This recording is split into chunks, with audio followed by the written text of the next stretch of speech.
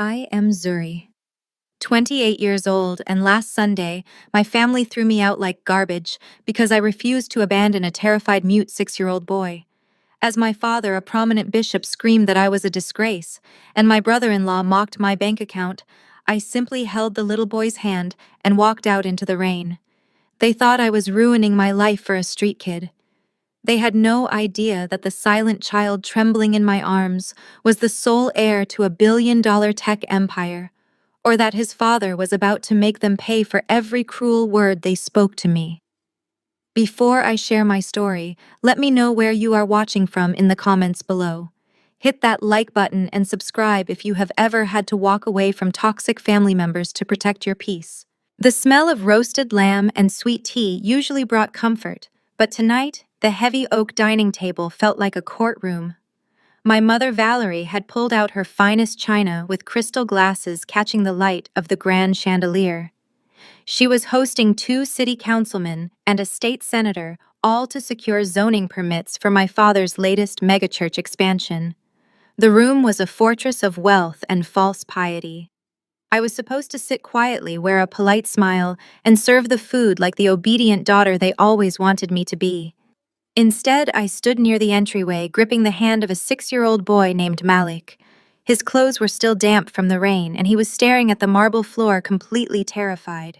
My father, Bishop Thomas, a man who preached charity and grace to thousands of devoted followers every Sunday, suddenly slammed a stack of papers onto the dining table. The loud smack made the crystal glasses rattle. The politicians shifted uncomfortably in their seats, but my father did not care. His face twisted into a scowl as he pointed a heavy gold-ringed finger directly at me. He demanded to know why I had brought a mute stray kid into his immaculate home, ruining a vital networking dinner. His voice boomed across the room, telling me I was out of my mind. He yelled that I could barely take care of myself, let alone drag some broken child off the streets to play savior. Malik squeezed my hand tighter, pressing his small body against my leg. He had not spoken a single word since I found him hiding behind a dumpster 3 days ago, bruised and terrified. He had not spoken a single word when the emergency room doctors examined his frail body. He had not spoken a single word as my father roared his insults across the dining room. The papers my father had just thrown on the table were the hospital intake forms I had filled out trying to get Malik basic care. My father had intercepted them in the mailroom and decided to make a public spectacle of my supposed incompetence to show his powerful guests that he ruled his household with an iron fist. Before I could even defend my actions, my brother-in-law, Brad, chimed in. Brad is a white investment banker who married my sister Chloe 3 years ago. He always carried this insufferable superiority complex, constantly lecturing our family on wealth management while sipping my father's expensive bourbon. Brad leaned back in his leather chair, swirling the amber liquid in his glass, and let out a condescending chuckle. He looked me up and down, his eyes full of pity and absolute disgust. Zuri, you dropped out of Spelman College just to run a raggedy freelance public relations business, Brad sneered. His voice carried that familiar tone of mockery he reserved only for me. Your little event planning gigs barely pay your rent. You do not have the money to pay for a child. This boy needs intense therapy and premium health insurance, neither of which you possess. Do not burden the taxpayers with your impulsive decisions and stop embarrassing the family name. The sheer audacity of a white man sitting at my black father's table telling me I was a burden to society was infuriating. But what hurt more was watching my own family nod in agreement with every condescending word he spoke. Chloe, my older sister, sat next to Brad, inspecting her perfectly manicured nails. As a cosmetic surgeon and the undisputed golden child of the family, she never missed an opportunity to watch me fall. She chimed in, adding that my presence was exhausting and that my bleeding heart act was just a desperate plea for attention from parents who had rightfully given up on me. My mother Valerie adjusted her pearl necklace. She was a prominent member of a prestigious sorority, a woman whose entire existence revolved around social climbing and maintaining an illusion of absolute perfection. She looked at me like I was a stain on her immaculate white rug. She proudly announced to the guests that Chloe and Brad had just closed on a $2 million estate in Buckhead, proving they were the children bringing true honor to the family. She told me my choices were a disgrace. She said I had been a disappointment since the day I rejected my sorority legacy to become a freelancer. She told me, her voice dripping with venom, to look at myself playing mother to a street urchin. She swore she would not have her friends at the country club gossiping about this spectacle. She gave me an ultimatum right there in front of the uncomfortable politicians. I either had to turn the boy over to the state ward system immediately and beg for a monthly allowance from my father to cover my own rent, or I could walk out the front door and consider myself cut off from the family trust forever. They expected me to break. They expected me to drop the boy's hand and fall to my knees. I looked at the politicians who were staring intently at their plates, pretending not to hear the destruction of a family. I looked at Chloe, who was perfectly content to watch me burn. I looked at Brad, whose smug smile made my blood boil. I looked at my parents, who cared more about a zoning permit and country club gossip than a traumatized child seeking refuge from the cold. I did not shed a single tear. I did not raise my voice. I did not give them the satisfaction of my pain. Crying would only give them the power they craved. Instead, I tightened my grip on Malik's small hand. He looked up at me with large, fearful eyes, silently pleading with me not to let him go. I knelt down, slightly smoothing his shirt and assuring him without words that he was safe with me. Then I stood tall, squaring my shoulders, and looked directly into my father's eyes. "I do not use a single dime of your church funds," I said, my voice steady and cold. "And I certainly do not need a trust fund built on fake righteousness." I turned my back on the entire room and walked toward the heavy oak front door.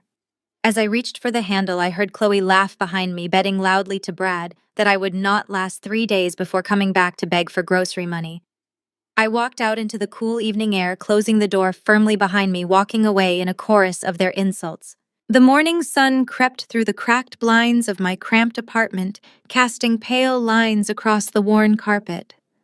I sat at my small kitchen table, nursing a cup of black coffee that had gone cold an hour ago.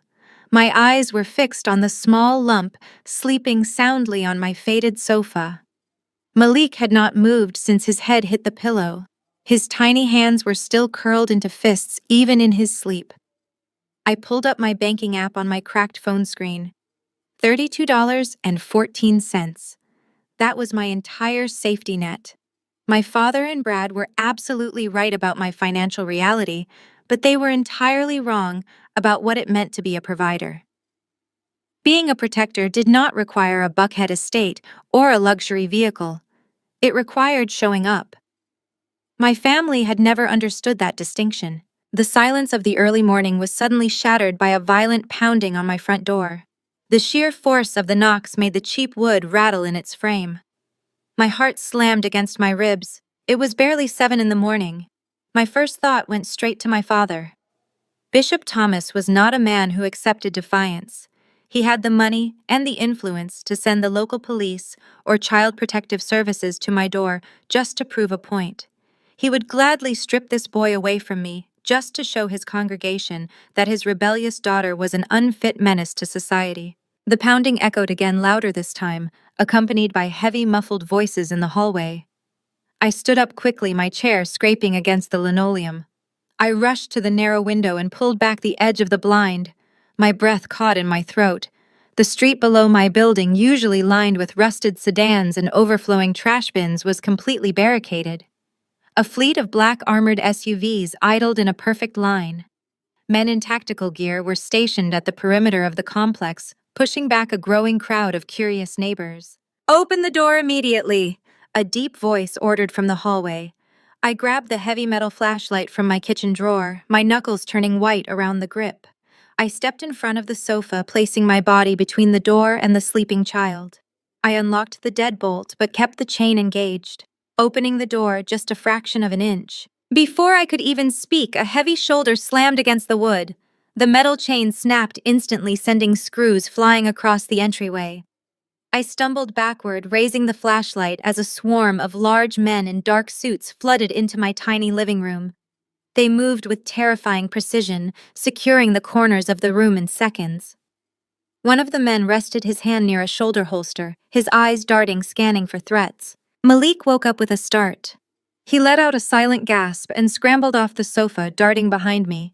He wrapped his small arms tightly around my legs, pressing his face into my pajamas. I held my ground, wrapping one arm protectively around his back while gripping the flashlight with my other hand. "Get out of my house," I yelled, my voice trembling but loud. "I will call the police." The wall of bodyguards suddenly parted. A man stepped through the doorway, and the entire energy in the room shifted. He was tall with broad shoulders and an undeniable presence of authority, but his appearance told a different story. He wore a custom-tailored suit that was deeply wrinkled. His tie was missing. The top buttons of his crisp white shirt were torn open. He looked like a man who had been walking through hell. When he raised his head, I saw his eyes. They were bloodshot, swollen, and frantic with a kind of raw desperation I had never seen before. I recognized him instantly. Elijah Pierce. He was the founder of a global technology empire, a billionaire whose face had graced the cover of every major business magazine in the country. My brother-in-law Brad had practically worshipped him constantly, quoting his investment strategies at family dinners. But right now, standing in my rundown apartment, Elijah Pierce did not look like a tech titan. He looked like a shattered man. His wild eyes scanned the room and instantly locked onto the small boy hiding behind my legs. The air rushed out of his lungs in a ragged gasp. "Malik," he choked out. The billionaire CEO did not hesitate. He dropped straight to his knees, hitting the cheap kitchen floor with a heavy thud. He ignored his security team. He ignored me. He reached out with trembling hands, tears spilling over his eyelashes and streaming down his face. "My boy!" he whispered, his voice breaking into a sob. "Please come here. Please." I felt the tension release from Malik's small body. The boy peeked out from behind my legs. For the first time in 3 days, his eyes widened with something other than sheer terror. He let go of my pants, took one hesitant step forward, and then broke into a run. He collided with his father, throwing his arms around Elijah's neck. Elijah let out a sound that was half laugh and half cry, burying his face in his son's shoulder. He wrapped his large arms around the boy, pulling him tight against his chest, rocking him back and forth on the floor. He repeatedly kissed the top of Malik's head, whispering prayers of gratitude into the quiet room. I lowered the flashlight, feeling the adrenaline drain from my muscles. I stepped back, giving them space, my own eyes filling with tears as I watched the profound display of pure, unconditional love. It was the exact kind of love my own father had withheld from me my entire life. After a long moment, Elijah slowly opened his eyes and looked up at me from the floor. He kept one arm firmly wrapped around his son. He explained, his voice raspy and thick with emotion, that Malik had been taken 3 days ago. It was a targeted ransom kidnapping orchestrated by a former security contractor who knew their routines. The kidnappers had held Malik in a warehouse across the city, but the boy had managed to slip away through an unlocked loading bay door when his captors were distracted.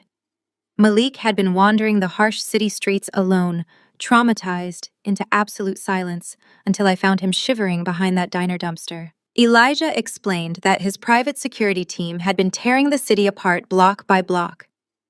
They had finally picked up a trail from a local clinic where I had attempted to get Malik examined using those very intake forms my father had mocked me for.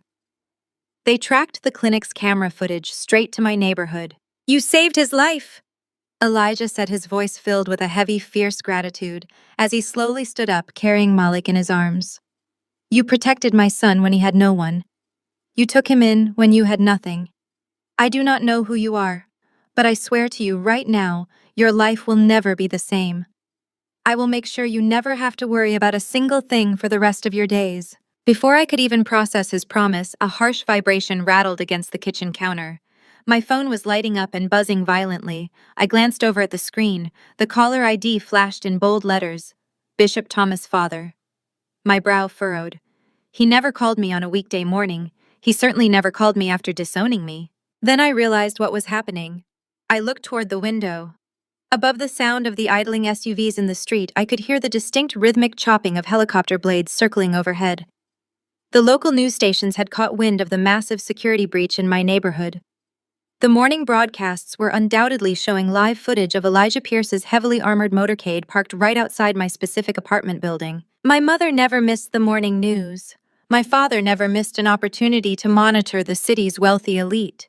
They had seen the broadcast. They had put the pieces together. They finally realized exactly who the mute stray kid actually was.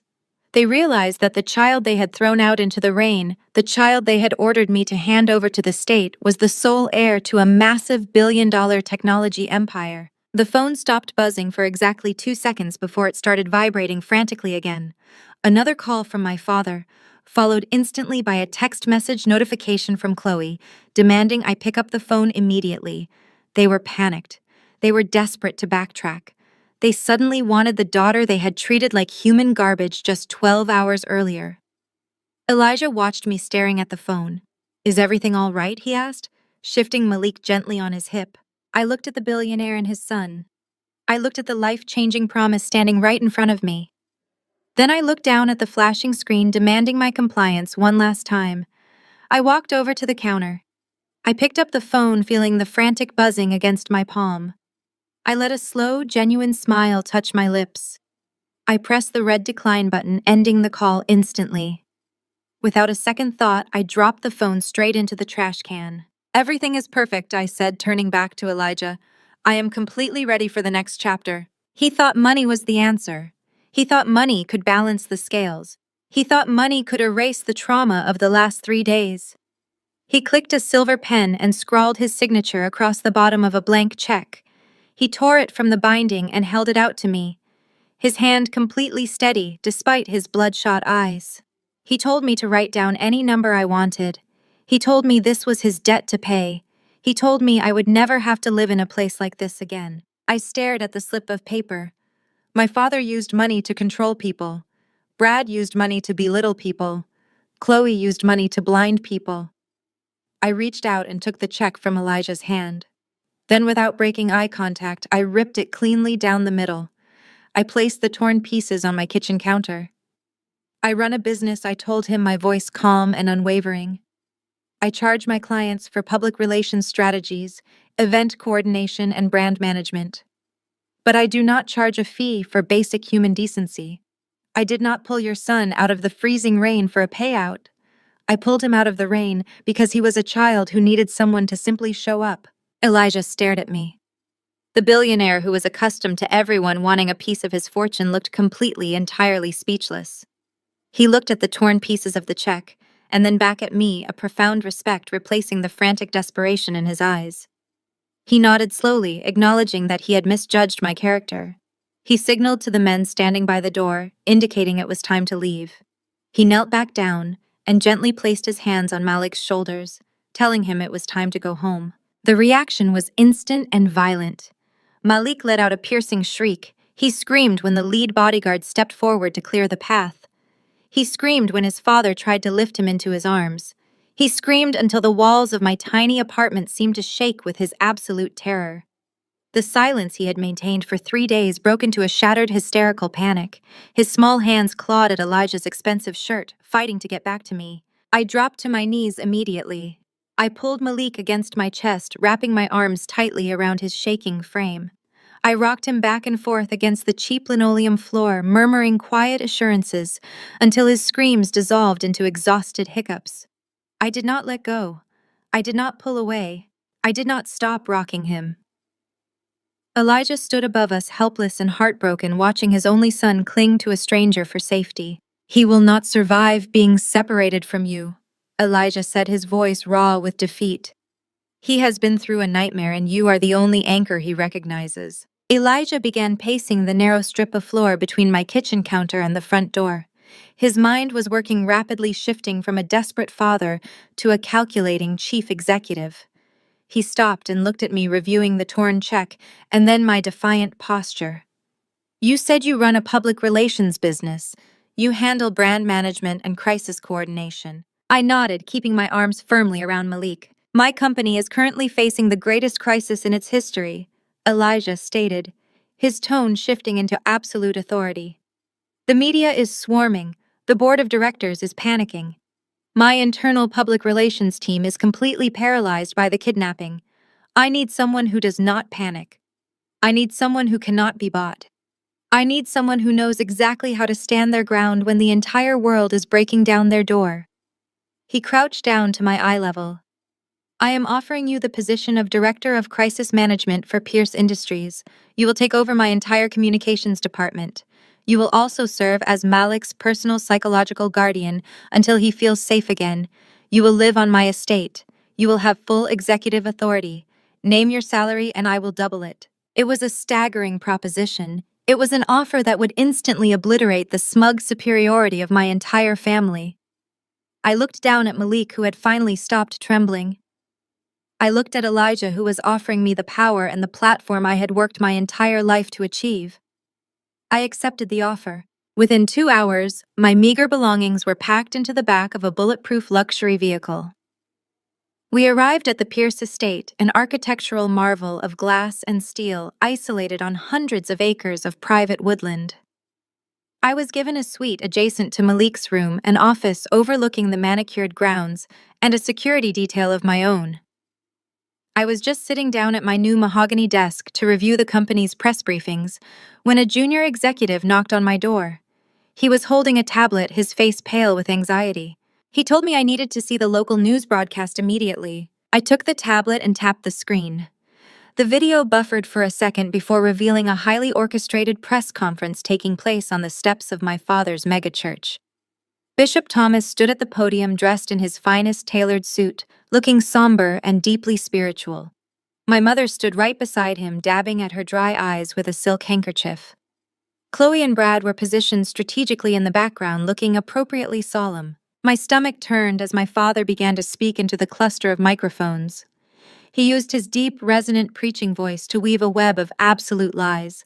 He announced to the city that it was his church, his spiritual guidance, and his family's unwavering charitable values that had rescued the young billionaire heir. We knew this child needed a sanctuary. My father lied into the cameras, his face a mask of false piety. I personally instructed my daughter to take the boy in to shelter him and to provide him with our family's signature grace. We recognized his distress, and we did what the Thomas family has always done. We sacrificed our own comfort to harbor the lost. We are simply grateful that our church's mission of charity could assist Mr. Pierce in his time of need. I stared at the screen as the reporters shouted questions about the church's heroics. He used my pain to secure his zoning permits. He used my name to generate a national soundbite. He used a traumatized, kidnapped child to launch a tax-deductible donation campaign for his ministry. The sheer depth of their hypocrisy was suffocating. They had thrown me into the street. They had called me a disgrace. They had threatened to cut me off for protecting the very child they were now using to boost their public profile. Elijah walked into my office. He had watched the broadcast on the monitors in the hallway. His jaw was tight with anger. He offered to have his elite legal team issue a cease and desist order immediately. He offered to have them shut my father down before the evening news cycle began. I placed the tablet face down on my desk. I stood up and smoothed the front of my jacket. I looked at the man who had just handed me the keys to his empire's communications network. "No," I said, my voice dangerously calm. "Do not call the lawyers. I am your director of crisis management. This is my first official assignment. My family wants the spotlight. My family wants the media attention. My family wants the world to see exactly who they are. I am going to give them exactly what they want. I am going to tear their pristine reputation apart piece by piece on national television. Let them enjoy the applause for now. The real show is just about to begin." 10 miles away, the atmosphere inside the Thomas estate was a stark contrast to their televised display of holy grace. The heavy oak doors of my father's private study were locked tight, shutting out the world. The local news was playing on mute on a flat screen in the corner, showing replay after replay of their fraudulent press conference. Brad poured himself a generous glass of my father's expensive bourbon, his hands trembling so violently that the amber liquid spilled onto the pristine Persian rug. Chloe sat on the edge of a leather sofa, her perfectly manicured fingers twisted into tight knots. The Buckhead estate she had bragged about just 48 hours ago was slipping through her fingers. Brad's investment firm was not just failing, it was hemorrhaging millions. He had over-leveraged a series of highly risky commercial real estate portfolios, and the banks were aggressively calling in his margins.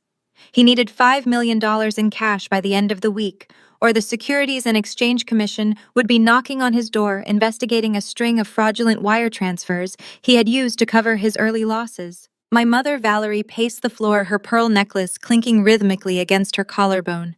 She was not worried about Brad going to a federal prison. She was terrified of the country club gossip. A bankrupt, federally indicted son-in-law would destroy her immaculate social standing.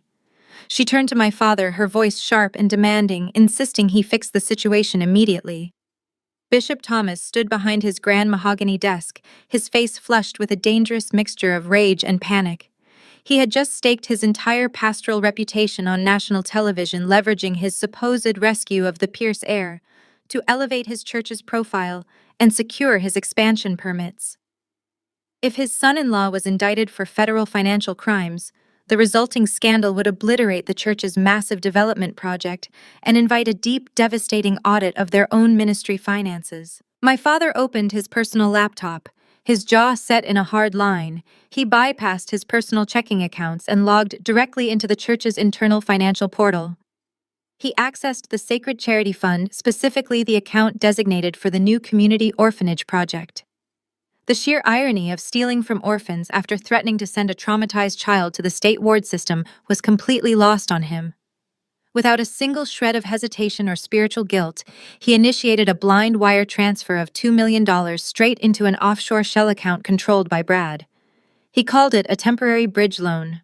He justified the theft by claiming he was protecting the broader mission of the ministry. Brad downed the rest of his bourbon, his arrogant confidence artificially returning as he watched the digital transfer confirmation pop up on his phone. But $2 million was merely a band-aid over a gaping fatal wound. It would buy him exactly 3 days to appease his most aggressive creditors, but he still needed a massive legitimate capital injection to save his firm from total collapse. He slammed his glass onto the desk and announced his master plan, Pierce Industries. Brad explained to the room that Pierce Industries had a predatory venture capital division that aggressively funded distressed real estate portfolios. Normally, a firm in his disastrous condition would be rejected by their automated screening software within seconds. But Brad smugly reminded my parents that the Thomas family was no longer just a local church dynasty. They were now the heroic saviors of Elijah Pierce's only son. Brad intended to exploit that completely fabricated connection to the fullest extent. He planned to submit an emergency funding application and attach a personal letter referencing their family's selfless service to the Pierce bloodline. He fully expected the grieving, grateful billionaire to approve the massive bailout out of sheer guilt and public obligation. My father nodded in agreement, praising Brad's ruthless ingenuity. Chloe finally relaxed her shoulders, dropping as she began calculating how many designer bags she could buy once the Pierce money hit their joint accounts. Brad sat down at my father's desk, pulled out his sleek laptop, and confidently hit send on the digital dossier. He leaned back in the leather chair, a smug smile stretching across his face.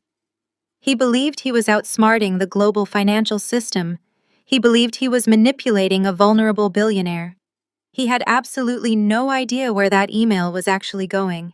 Back at the Pierce estate, I sat in my new corner office tracing the rim of a bone china coffee cup. The heavy oak doors swung open, and the junior executive from earlier stepped inside. He carried a single sleek black folder. He placed it carefully on the center of my desk, explaining that the venture capital division had just received an emergency priority funding request. The internal security system had automatically flagged the application because the sender had explicitly referenced a personal connection to Mr. Pierce and the recent kidnapping incident. The executive asked if I wanted the legal department to discard it as opportunistic spam. I opened the folder. The name Bradley Vance stared back at me in bold corporate lettering. Attached was a sickeningly sweet cover letter mentioning the Thomas family's continuous prayers for Malik and subtly demanding a $10 million capital injection as a gesture of mutual partnership and shared family values. I read the detailed financial breakdowns, the desperate plea for liquidity, and the outright lies about his firm's stability. I looked up at the junior executive and told him to cancel all my afternoon meetings. I told him to bypass the standard review board, to authorize the initial due diligence phase, and to grant Brad a preliminary approval notification. The junior executive looked confused by the rapid approval for such a distressed asset, but he nodded respectfully and backed out of the room. I closed the black folder and leaned back in my chair. Brad wanted Pierce Industries to save his life. Instead, he had just willingly handed me the exact financial weapon I needed to bury him and my father in the same shallow grave. 2 days later, the suffocating walls of my old life felt like a distant memory. Elijah had insisted that Malik needed safe, controlled exposure to the outside world to begin healing from his severe trauma. He handed me a solid black corporate American Express card and told me to spare absolutely no expense in making his son feel secure again. I chose the Sterling Club, an ultra-exclusive members-only dining room located in the highest echelon of the financial district. It was the exact kind of establishment where membership required a six-figure initiation fee, a rigorous board approval process, and a generational pedigree. I walked through the heavy gold-plated glass doors, wearing a tailored emerald green Alexander McQueen suit that commanded instant, unwavering respect from the staff. Malik held my hand, tightly matching my elegance in a custom-fitted navy blazer and pristine leather loafers. The maitre d' greeted me by name, instantly recognizing the Pierce Industries corporate account attached to my reservation. He ushered us past the crowded main floor to a secluded corner booth surrounded by tinted glass partitions and lush velvet seating, ensuring absolute privacy. For the first hour, everything was peaceful. Malik was actually smiling, dipping artisan truffle fries into organic ketchup and pointing at the massive cascading water wall in the center of the dining room. I watched the healthy color return to his cheeks, feeling a fierce protective warmth blooming in my chest. I was sipping a sparkling mineral water, finally feeling the tension leave my shoulders. Then the heavy mahogany doors of the restaurant swung open, and the air in the room seemed to curdle. Chloe and Brad marched into the dining room. They were loud, demanding, and dripping in the kind of forced arrogance that always accompanied their hidden financial panic. Chloe was wearing a season-old Chanel dress, her eyes darting aggressively around the room to see exactly who was watching them. Brad looked completely disheveled. His tie was loosened, his face was slightly flushed, and he was loudly arguing with the hostess about their table placement. I watched in quiet amusement as Brad aggressively slapped a platinum credit card onto the host stand to secure a better table, completely unaware that the card was likely one declined transaction away from being confiscated by the bank. I kept my head turned, focusing entirely on Malik, but Chloe's predatory radar was always actively scanning for prey. She spotted me across the dining room. I saw her tap Brad's arm, pointing a sharp manicured finger in my direction. Her jaw dropped in genuine shock at my attire and my location. Brad's chest puffed out immediately. He adjusted his wrinkled jacket, plastering on his signature smug smirk, and strode purposefully across the plush carpet toward our private booth. Chloe trailed closely behind him, practically salivating at the chance to publicly humiliate me in a high society setting. They bypassed the privacy partitions without an ounce of respect.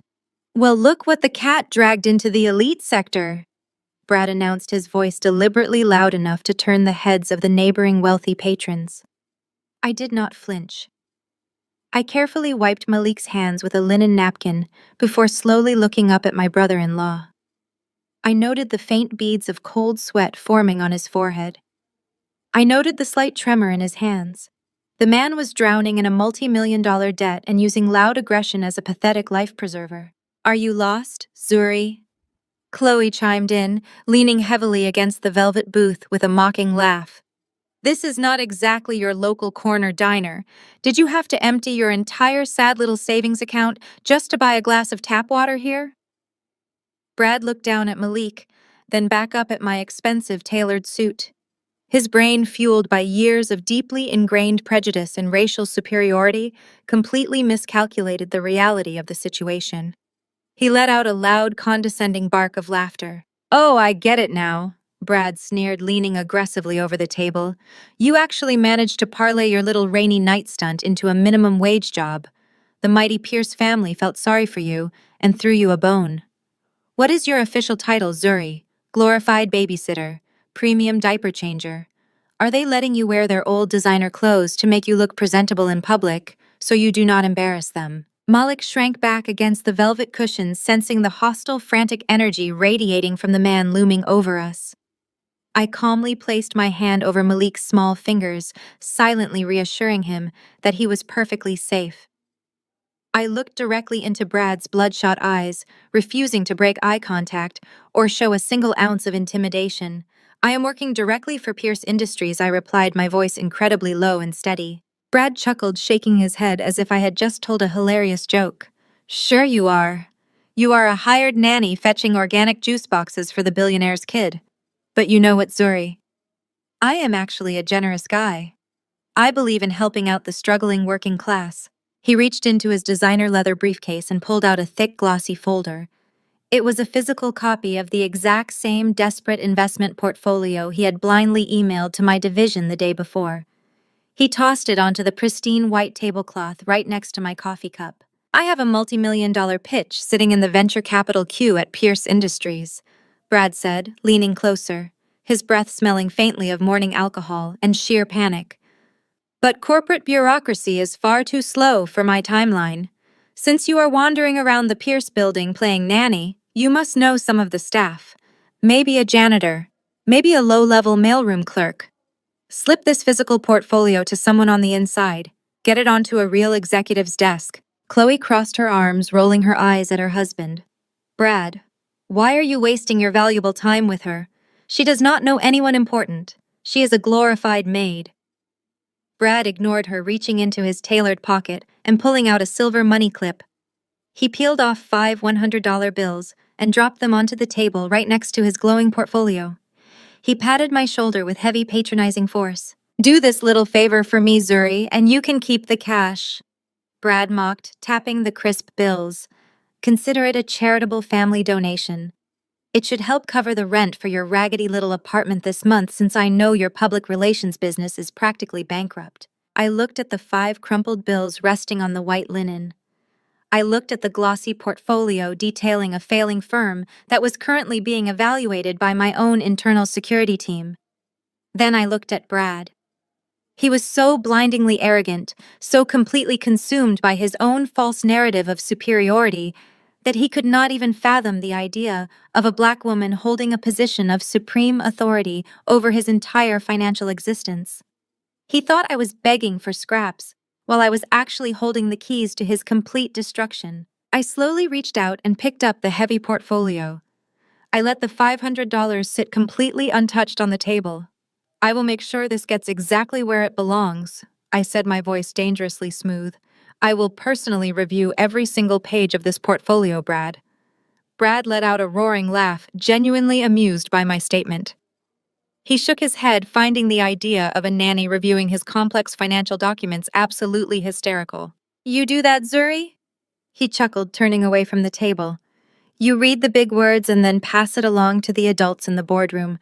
Try not to spill baby formula on it. Chloe gave me one final look of utter disgust before turning on her heel and following her husband back across the dining room. They strutted toward the bar, completely unaware that the ground beneath their feet had already vanished. They had no idea that the woman they just mocked was the newly appointed Director of Crisis Management. They had no idea that I controlled the Pierce Venture Capital Vault. And they certainly had no idea that I was going to use that portfolio to systematically trigger a federal investigation that would strip them of every stolen dime they possessed. The executive boardroom at Pierce Industries occupied the entire top floor of the glass skyscraper. It was a space designed to intimidate, featuring a massive obsidian table, panoramic views of the city, and air conditioning so cold it felt like walking into a vault. I stood at the head of the table, adjusting the lapels of my suit. 12 of the most powerful financial directors in the country sat before me alongside Elijah Pierce, who watched me with quiet, intense anticipation. They were accustomed to seeing brilliant analysts fold under the pressure of this room. I was not a standard analyst. I was a woman who had just spent her entire life surviving a family of narcissists, and I was currently holding a loaded gun aimed directly at their glass house. I dimmed the lights and pressed the remote in my hand. The massive presentation screen behind me illuminated, displaying the glossy cover of Bradley Vance's investment portfolio. A few of the directors shifted in their Italian leather chairs, murmuring in quiet recognition of the firm's name. Brad had spent years throwing expensive parties and renting luxury cars to create the illusion of a thriving financial empire. It was time to pull back the curtain. Gentlemen, I began, my voice ringing clear and steady across the silent room. Yesterday, our venture capital division received an emergency request for a $10 million capital injection from Vance Capital. The applicant attempted to bypass standard vetting protocols by claiming a personal connection to Mr. Pierce and referencing the recent security incident involving his son. He framed this request as a mutual partnership. I clicked the remote. The screen shifted from Brad's polished marketing materials to a stark spreadsheet filled with aggressive red text. I spent the last 12 hours running a surgical forensic audit on this portfolio. I continued pacing slowly behind my chair. Bradley Vance is not offering a partnership. He is begging for a life raft. His entire commercial real estate portfolio is catastrophically over-leveraged. He has been using new investor capital to pay the margins on his failing properties. It is a classic textbook Ponzi structure, and it is currently collapsing in real time. One of the senior directors, a silver-haired man with a sharp scowl, leaned forward. That is a heavy accusation, Miss Thomas. Vance Capital has consistently reported solid quarterly earnings. They are reporting fabricated numbers. I countered, instantly bringing up the next slide. Look at the asset valuations. He is claiming ownership of 3 prime commercial sectors in the downtown district. I pulled the actual municipal property deeds this morning. He does not own them. He holds minority equity in heavily mortgaged shell corporations. If you look at page 4 of his liquidity report, he claims to have a massive cash reserve to cover operational costs. I clicked the remote one more time.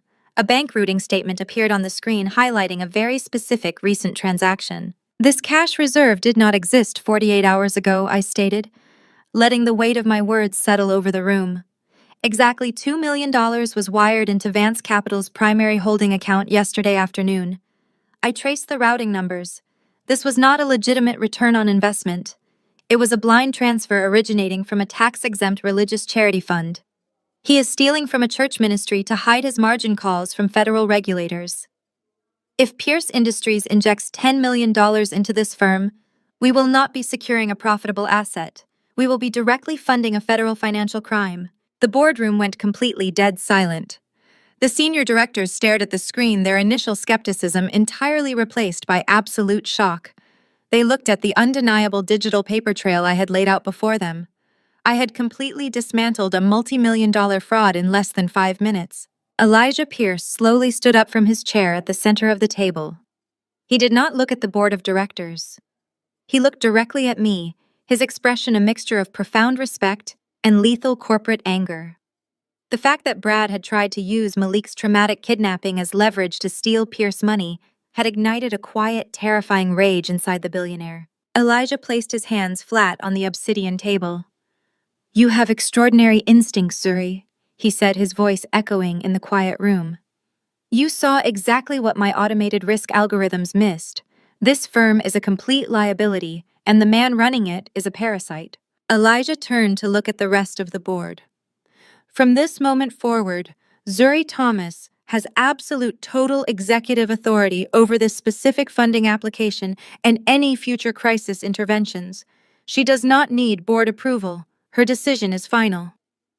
He looked back at me, giving a sharp, definitive nod. "Handle it." I picked up the physical copy of Brad's portfolio from the table. I grabbed a thick red permanent marker from the supply tray. I did not use a digital signature or a polite corporate decline template. I opened the folder to the executive summary where Brad had arrogantly listed his demands. I pressed the red marker against the heavy cardstock and wrote 2 words in massive bold letters right across his fraudulent numbers. Rejected, blacklisted. I closed the folder and handed it to the senior legal counsel sitting to my right. "Send a scanned copy of this rejection directly to Bradley Vance." I instructed, my tone completely devoid of emotion. "Then package every single piece of forensic evidence I just presented and forward it immediately to the Enforcement Division of the Securities and Exchange Commission. Let the federal agents sort out the rest." 10 miles away across the city, Brad was sitting in his leased luxury office overlooking the financial district. His expensive mahogany desk was cluttered with past due notices and aggressive letters from collection agencies. He was sweating profusely through his tailored shirt. He kept refreshing his email inbox every 30 seconds, his leg bouncing nervously against the floorboards. He had convinced Chloe and my father that the Pierce money was guaranteed. He had promised them that his genius manipulation of the kidnapping incident would secure the $10 million by the end of the day. His computer chimed. An email notification popped up on the screen. The sender address was registered to the executive branch of Pierce Industries. Brad let out a massive sigh of relief, wiping the cold sweat from his forehead. He clicked the email expecting to see a term sheet and a wire transfer confirmation. Instead, his eyes landed on a scanned PDF attachment. He opened the file. The blood instantly drained from his face. Staring back at him was his own executive summary, completely defaced by thick red ink. Rejected. Blacklisted. His eyes darted down to the text of the email, reading the formal corporate notice. The message stated that Pierce Industries had conducted a comprehensive forensic audit, uncovering severe financial discrepancies and unauthorized charity fund transfers. The email ended with a final devastating sentence. This review was personally authorized and executed by Zuri Thomas, Director of Crisis Management. All findings have been forwarded to the appropriate federal regulatory authorities. Brad stopped breathing. The screen seemed to swim in front of him. Zuri, the woman he had just mocked at the restaurant. The woman he had offered $500 to act as a messenger. She was the executive director. She was the one who held the power. She was the one who had just signed his financial death warrant. A primal panicked scream erupted from Brad's throat. He grabbed his crystal whiskey decanter from the side table and hurled it violently across the room. It shattered against the wall, sending sharp shards of glass and amber liquid raining down onto the expensive carpet. He swept his arm across his desk, knocking his dual monitors, his keyboard, and his framed awards crashing to the floor. He was completely trapped. The SEC would be auditing his accounts within days. They would find the fake valuations. They would find the shell companies. Most importantly, they would find the $2 million he had just stolen from the church. He was going to federal prison. Brad dropped to his knees amid the shattered glass and ruined electronics. His arrogance was completely gone, replaced by raw, suffocating terror. He pulled his cell phone from his pocket, his fingers trembling so violently he could barely unlock the screen. He scrolled to his recent contacts and tapped my father's name. The phone rang 3 times before Bishop Thomas answered. "Listen to me!" Brad gasped, his voice cracking with absolute hysteria. Pierce rejected the deal. They audited the firm. They know about the offshore accounts, and they know about the money from the church. There was a sharp intake of breath on the other end of the line. "What are you talking about?" My father demanded, his pastoral calm completely vanishing. "You said the transfer was untraceable. You said Pierce was a guaranteed payout." "It was Zuri," Brad screamed, clutching the phone so tightly his knuckles turned white. "Zuri is running their executive division. She pulled our files and she reported the discrepancies to the federal regulators. They are going to audit my firm, and then they are going straight for your ministry accounts." My father was completely silent. The terrifying reality of the situation was settling over him. His golden son-in-law had just dragged his megachurch into a massive federal fraud investigation orchestrated entirely by the daughter he had cast out into the street. "I need more cash," Brad begged, crawling across the ruined floor of his office. "The $2 million is not enough to cover the margins anymore. The banks are going to freeze my accounts by morning. You have to drain the entire community orphanage fund. You have to wire me everything the church has right now, or I swear to God I will tell the feds exactly who authorized that first transfer. You are going down with me, Bishop. I need that money right now." My private cell phone began to vibrate across the polished surface of my mahogany desk, exactly 40 minutes after I issued the blacklisting order against Bradley Vance. I was sipping a fresh cup of espresso, watching the digital confirmation from the Securities and Exchange Commission hit my secure inbox. The federal agents had officially received the forensic audit. The trap had violently snapped shut. I glanced down at my vibrating phone. The caller ID flashed a name I had not seen on my screen since the night I was thrown out into the freezing rain. Valerie Thomas. My mother. I let it ring 3 times. I sat back in my leather executive chair, listening to the rhythmic buzzing, analyzing the precise timing of this sudden contact. Brad had undoubtedly called my father in a state of absolute hysteria, demanding more stolen charity funds to cover his collapsing, fraudulent empire. My father, a man who operated entirely on public perception and financial leverage, was now staring down the barrel of a federal indictment by association. They were hemorrhaging cash. They were desperate.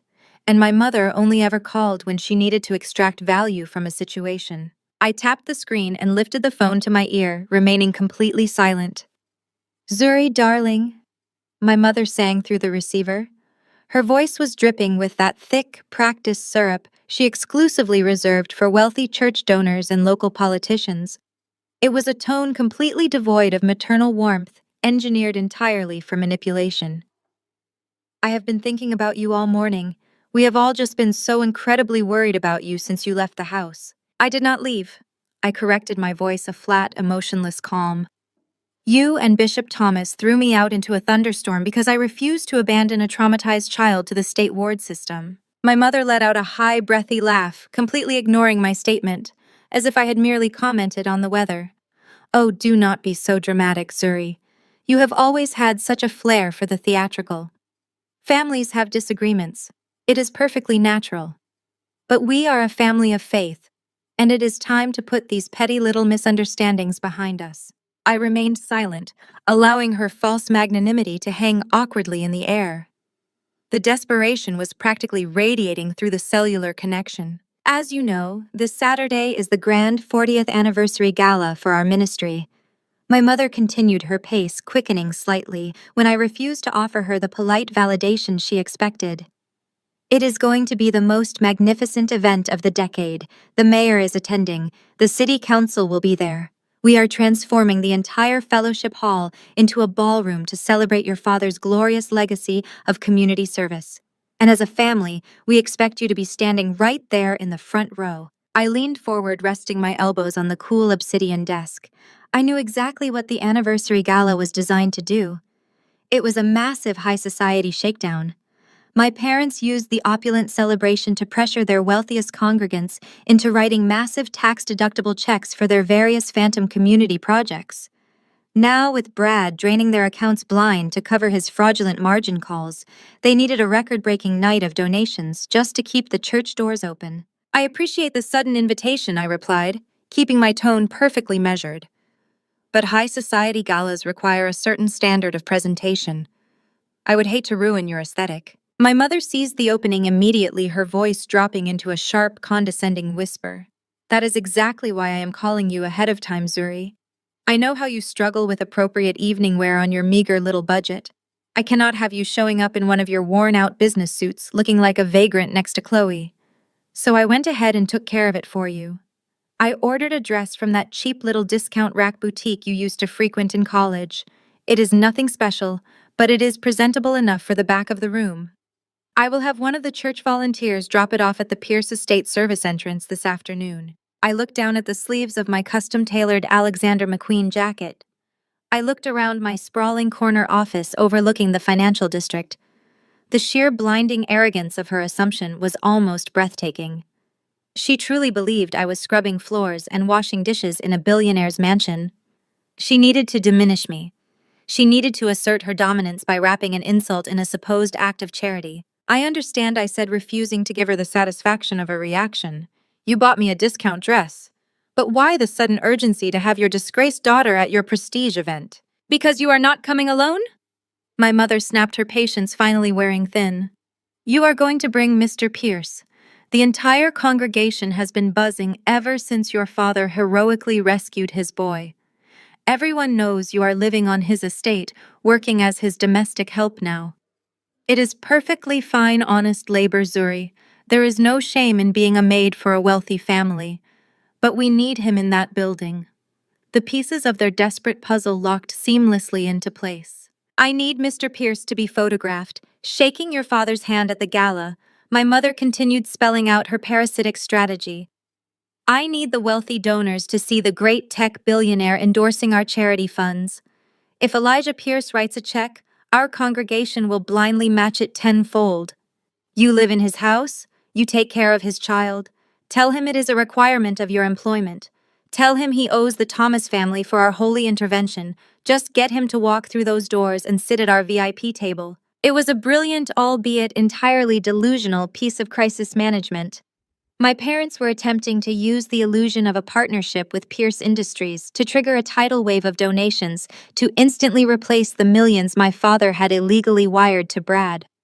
They were trying to use Elijah Pierce as a human shield against their own impending financial ruin, and they believed I, the lowly hired nanny, was going to blindly lead him right into their trap. I picked up the heavy silver pen resting on my desk, rolling it slowly between my fingers. I thought about the discount polyester dress she was sending to the service entrance.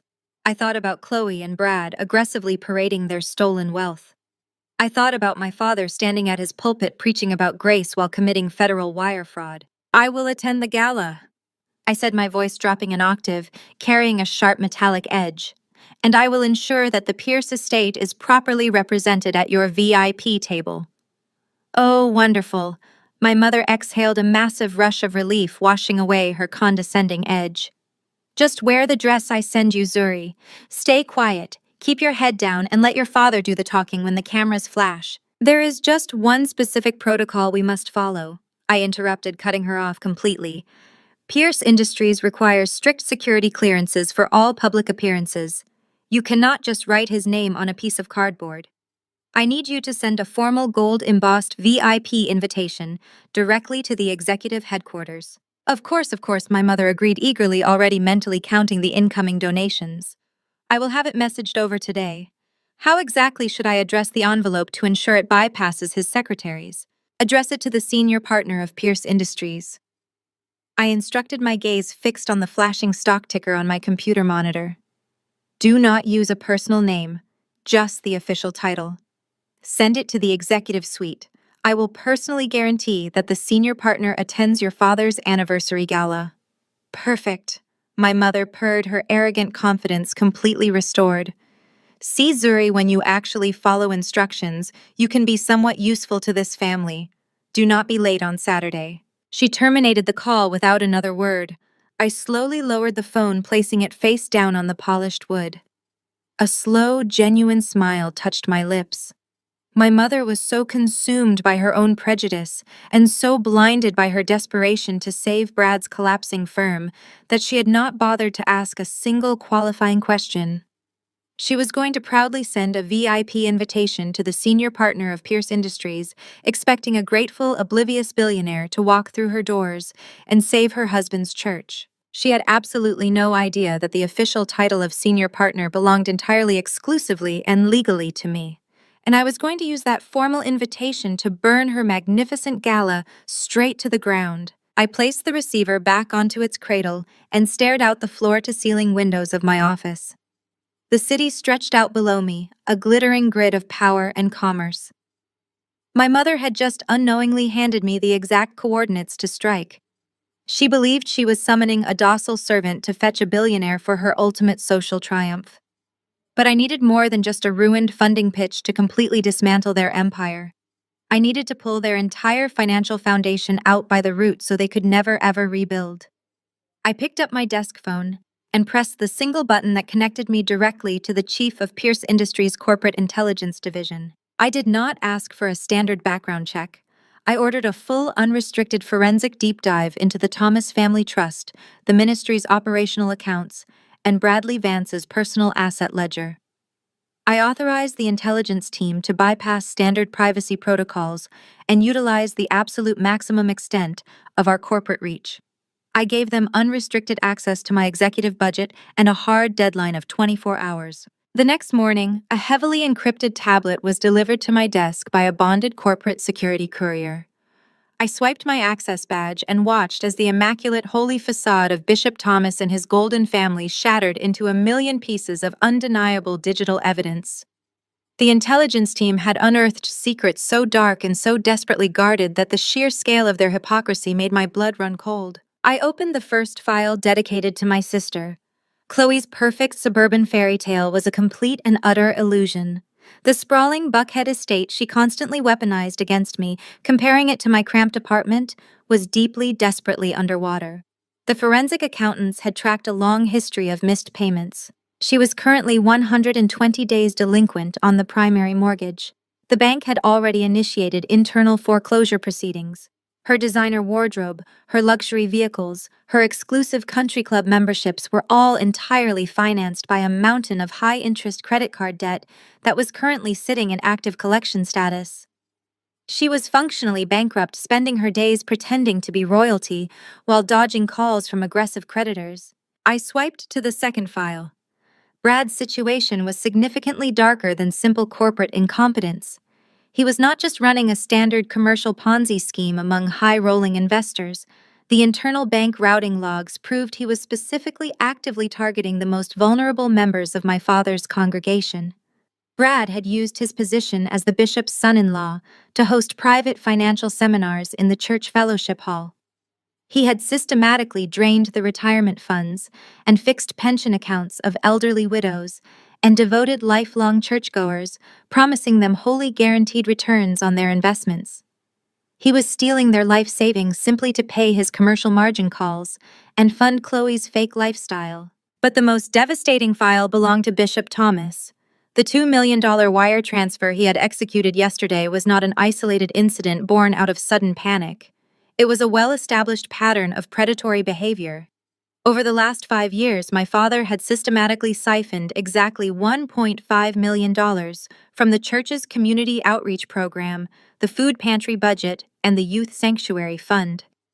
He had created dummy vendor accounts to funnel tax-exempt charity money directly into offshore shell corporations.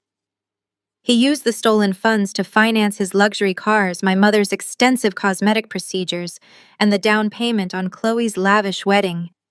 He was a ruthless predator, hiding safely behind a pulpit, demanding weekly tithes from families who could barely afford groceries. I printed the most damning ledgers, compiling them into a thick black binder. I carried the heavy volume down the executive hallway to Elijah's private suite. I bypassed his administrative staff, recognizing the security detail, who simply nodded and opened the double doors for me. Elijah was sitting on the floor near the window, helping Malik build a massive, intricate tower out of interlocking wooden blocks. Malik looked up and offered me a small, genuine smile, a beautiful, sharp contrast to the terrified, silent child I had rescued just days ago. I sat down at Elijah's glass conference table and opened the binder. Elijah instructed his security team to give us the room before joining me at the table. I walked him through the numbers line by devastating line. I showed him the names of the elderly parishioners who had lost their entire life savings to Brad.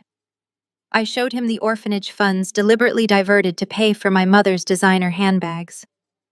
I watched the temperature in the room drop as Elijah's eyes scanned the irrefutable documents.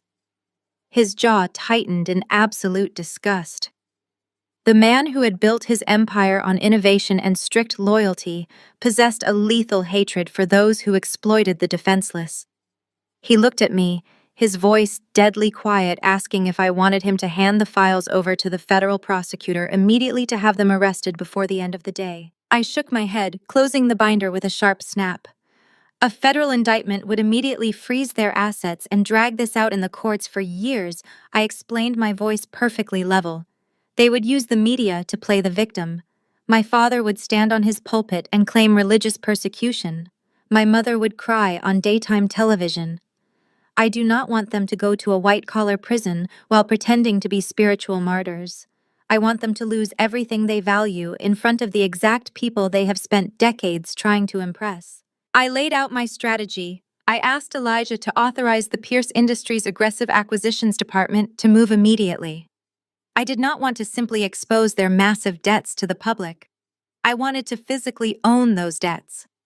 I instructed his financial black ops team to quietly approach Brad's desperate creditors and purchase his toxic commercial portfolios at a premium. I told them to contact the bank holding the mortgage on my parents' sprawling estate and the bank preparing to foreclose on Chloe's mansion and buy the paper outright. Elijah did not hesitate for a single second. A slow, dangerous smile spread across his face, fully appreciating the absolute ruthlessness of my plan. He walked to his desk, picked up his secure phone, and authorized a blind, multi-million-dollar acquisition budget without asking a single follow-up question. He gave the acquisitions team exactly 48 hours to execute the sweep and secure every signature. The corporate machinery of Pierce Industries moved with terrifying lethal efficiency. 2 days later, a senior acquisitions attorney walked into my office and placed a thick stack of certified legal documents directly onto my desk. I ran my fingers over the heavy embossed paper. The predatory commercial loans, the active foreclosure, notices the primary deeds to their properties. They were no longer held by faceless banking institutions or distant mortgage lenders. Pierce Industries had structured the incredibly aggressive buyouts through a newly established private holding corporation. It was a corporation that was legally registered entirely, completely, and exclusively in my name. I picked up the deed to the mega church property and the title to the Buckhead estate. My family had spent my entire life reminding me that I had nothing, that I was nothing. They had thrown me out into the cold because they believed they held all the power. Now, sitting in a glass tower above the city, I owned the roof over my parents' heads. I owned the very walls of Chloe's mansion. I owned every single cent of Brad's future. The net was perfectly, inescapably set. All I had to do now was put on my mother's discount dress and walk into their magnificent anniversary gala. I stared at the legal documents until the sun dipped below the city skyline, casting long, fractured shadows across my office. The trap was set. The net was woven. I packed the deeds into my leather briefcase and headed back to the Pierce estate. Saturday evening arrived with a chilling calm. I stood in the center of my expansive suite at the Pierce mansion, looking at the garment bag a church volunteer had dropped off at the service entrance, exactly as my mother had promised. I unzipped the plastic. It was a shapeless, dull gray polyester dress. It smelled of mass manufacturing and petty vindictiveness. It was designed to make me invisible. It was designed to make me look like a servant. It was the physical manifestation of my mother's absolute disdain. I slipped it on. I smoothed the cheap fabric over my ribs. I looked in the floor-to-ceiling mirror. I did not see a victim. I saw an executioner in disguise. I was a woman holding the deeds to their entire existence, wearing their insult like a suit of armor. A soft, deliberate knock echoed through the suite. The heavy oak door swung open, and Elijah stepped into the room. He wore a tailored midnight black tuxedo that radiated absolute, undisputed authority. He stopped. He looked at the gray dress. He looked at the fierce, unyielding expression on my face. He understood instantly. He understood the psychological warfare my mother was attempting to wage, and he understood exactly how we were going to obliterate it. He walked slowly toward me, holding a flat velvet box in his hands. He did not ask about the dress. He did not question the strategy. He simply opened the box. Resting on the dark satin was a breathtaking necklace of flawless, brilliant cut diamonds, paired with matching cascading teardrop earrings. If you are going to walk into a war zone, you will wear the spoils of your victory. Elijah said, his voice a low, resonant rumble. He stepped behind me. He fastened the heavy, ice-cold diamonds around my neck. He attached the earrings. The cheap gray polyester suddenly transformed under the blinding, aggressive weight of the jewels. The contrast was jarring, intimidating, and undeniably powerful. It was no longer a servant's uniform. It was a canvas for pure, untouchable wealth. He turned me around. He looked into my eyes, not with the calculated gaze of a billionaire CEO, but with the profound, grounding intensity of a man who had finally found his equal. We had spent the last month fighting battles in boardrooms. We had spent the last month fighting nightmares in Malik's bedroom. We had fought the darkness together. We had built a sanctuary together. You saved my son. Elijah whispered, his hands resting gently on my shoulders. You dismantled an empire to protect this family. You did not just survive your past, Zuri. You conquered it. He took a slow, deliberate breath. He reached into his tuxedo jacket and pulled out a smaller velvet box. He did not kneel. Kneeling was for people begging for a favor. He stood perfectly straight at eye level, offering a partnership of absolute equals. He opened the small box, revealing a massive emerald-cut diamond ring that caught the light and fractured it into 1,000 brilliant shards. I do not want you just as my director of crisis management, Elijah said, his gaze locked onto mine. I do not want you just as the senior partner holding the keys to my vault.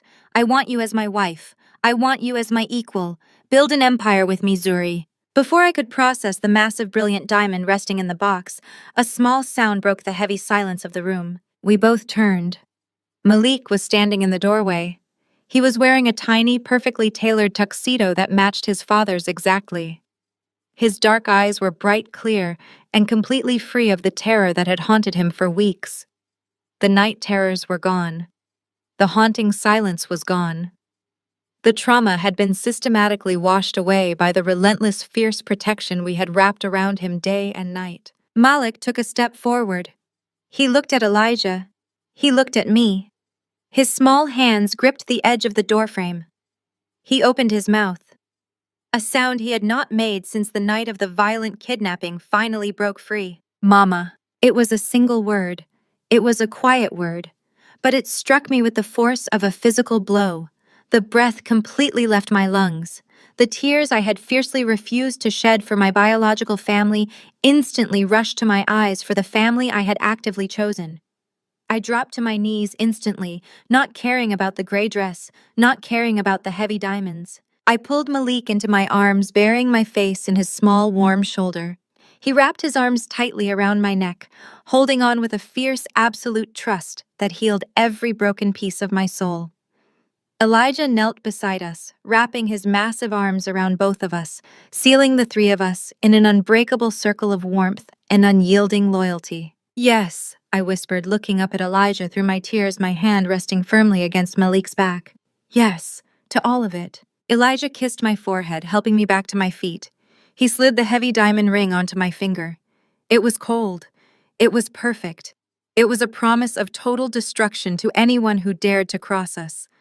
I wiped my eyes, clearing away the last traces of vulnerability. I smoothed the gray fabric of my mother's insulting dress. I touched the flawless diamonds resting heavily against my collarbone.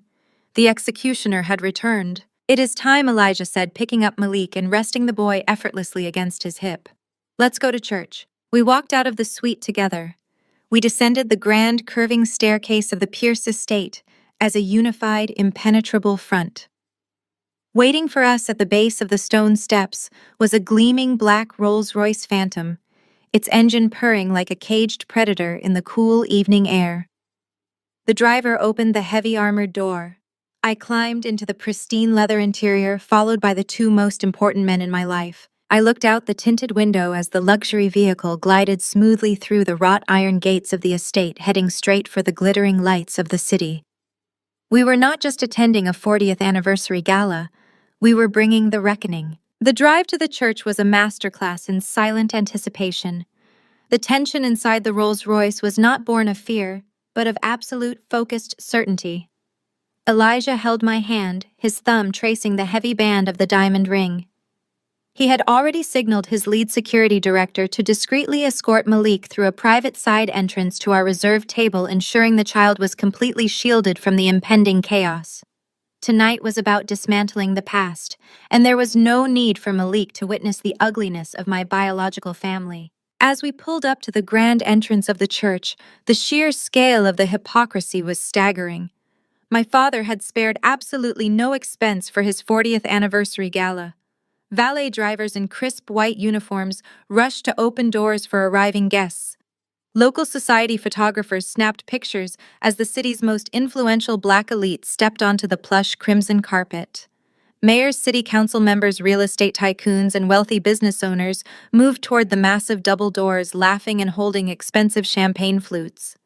They were entirely oblivious to the fact that the lavish celebration they were attending was funded by stolen charity money and a desperate collapsing Ponzi scheme. I stepped out of the luxury vehicle.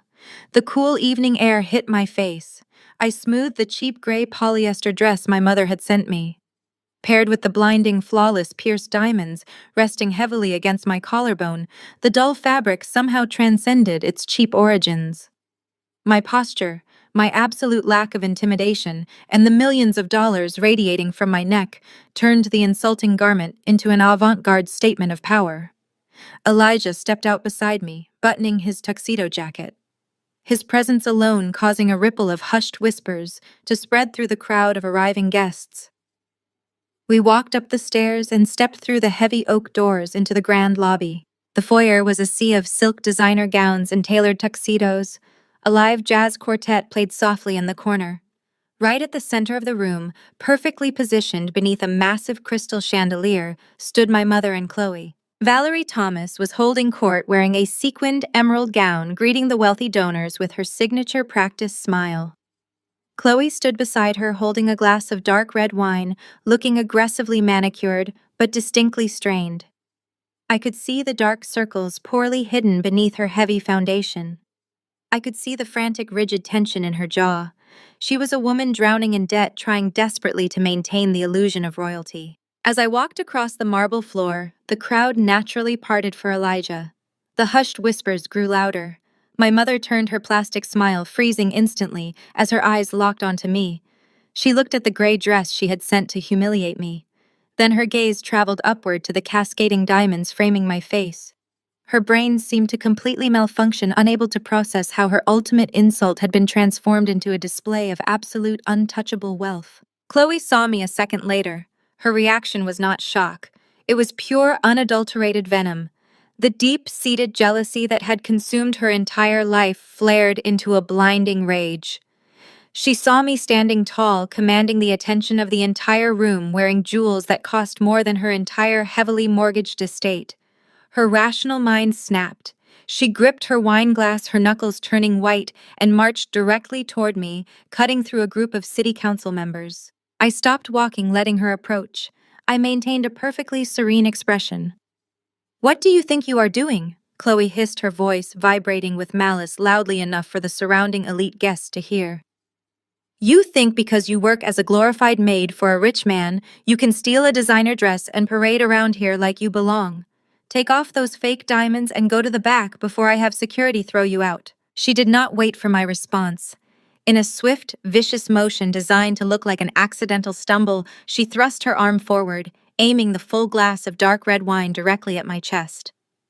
It was a pathetic, desperate attempt to physically ruin me, to stain me, and force me to run out of the building in shame. She was far too slow. I had spent my entire life anticipating their attacks. I shifted my weight and smoothly pivoted to the right. The dark red liquid flew past my shoulder, completely missing the gray dress.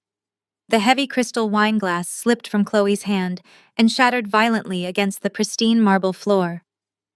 The loud crash echoed through the lobby, instantly silencing the jazz quartet. Hundreds of conversations stopped dead. Every single powerful guest in the room turned to stare at the commotion. A few stray drops of the red wine splashed onto the toe of my designer heel. I looked down at the tiny red stains, then back up at Chloe, whose face was now flushed with deep public embarrassment.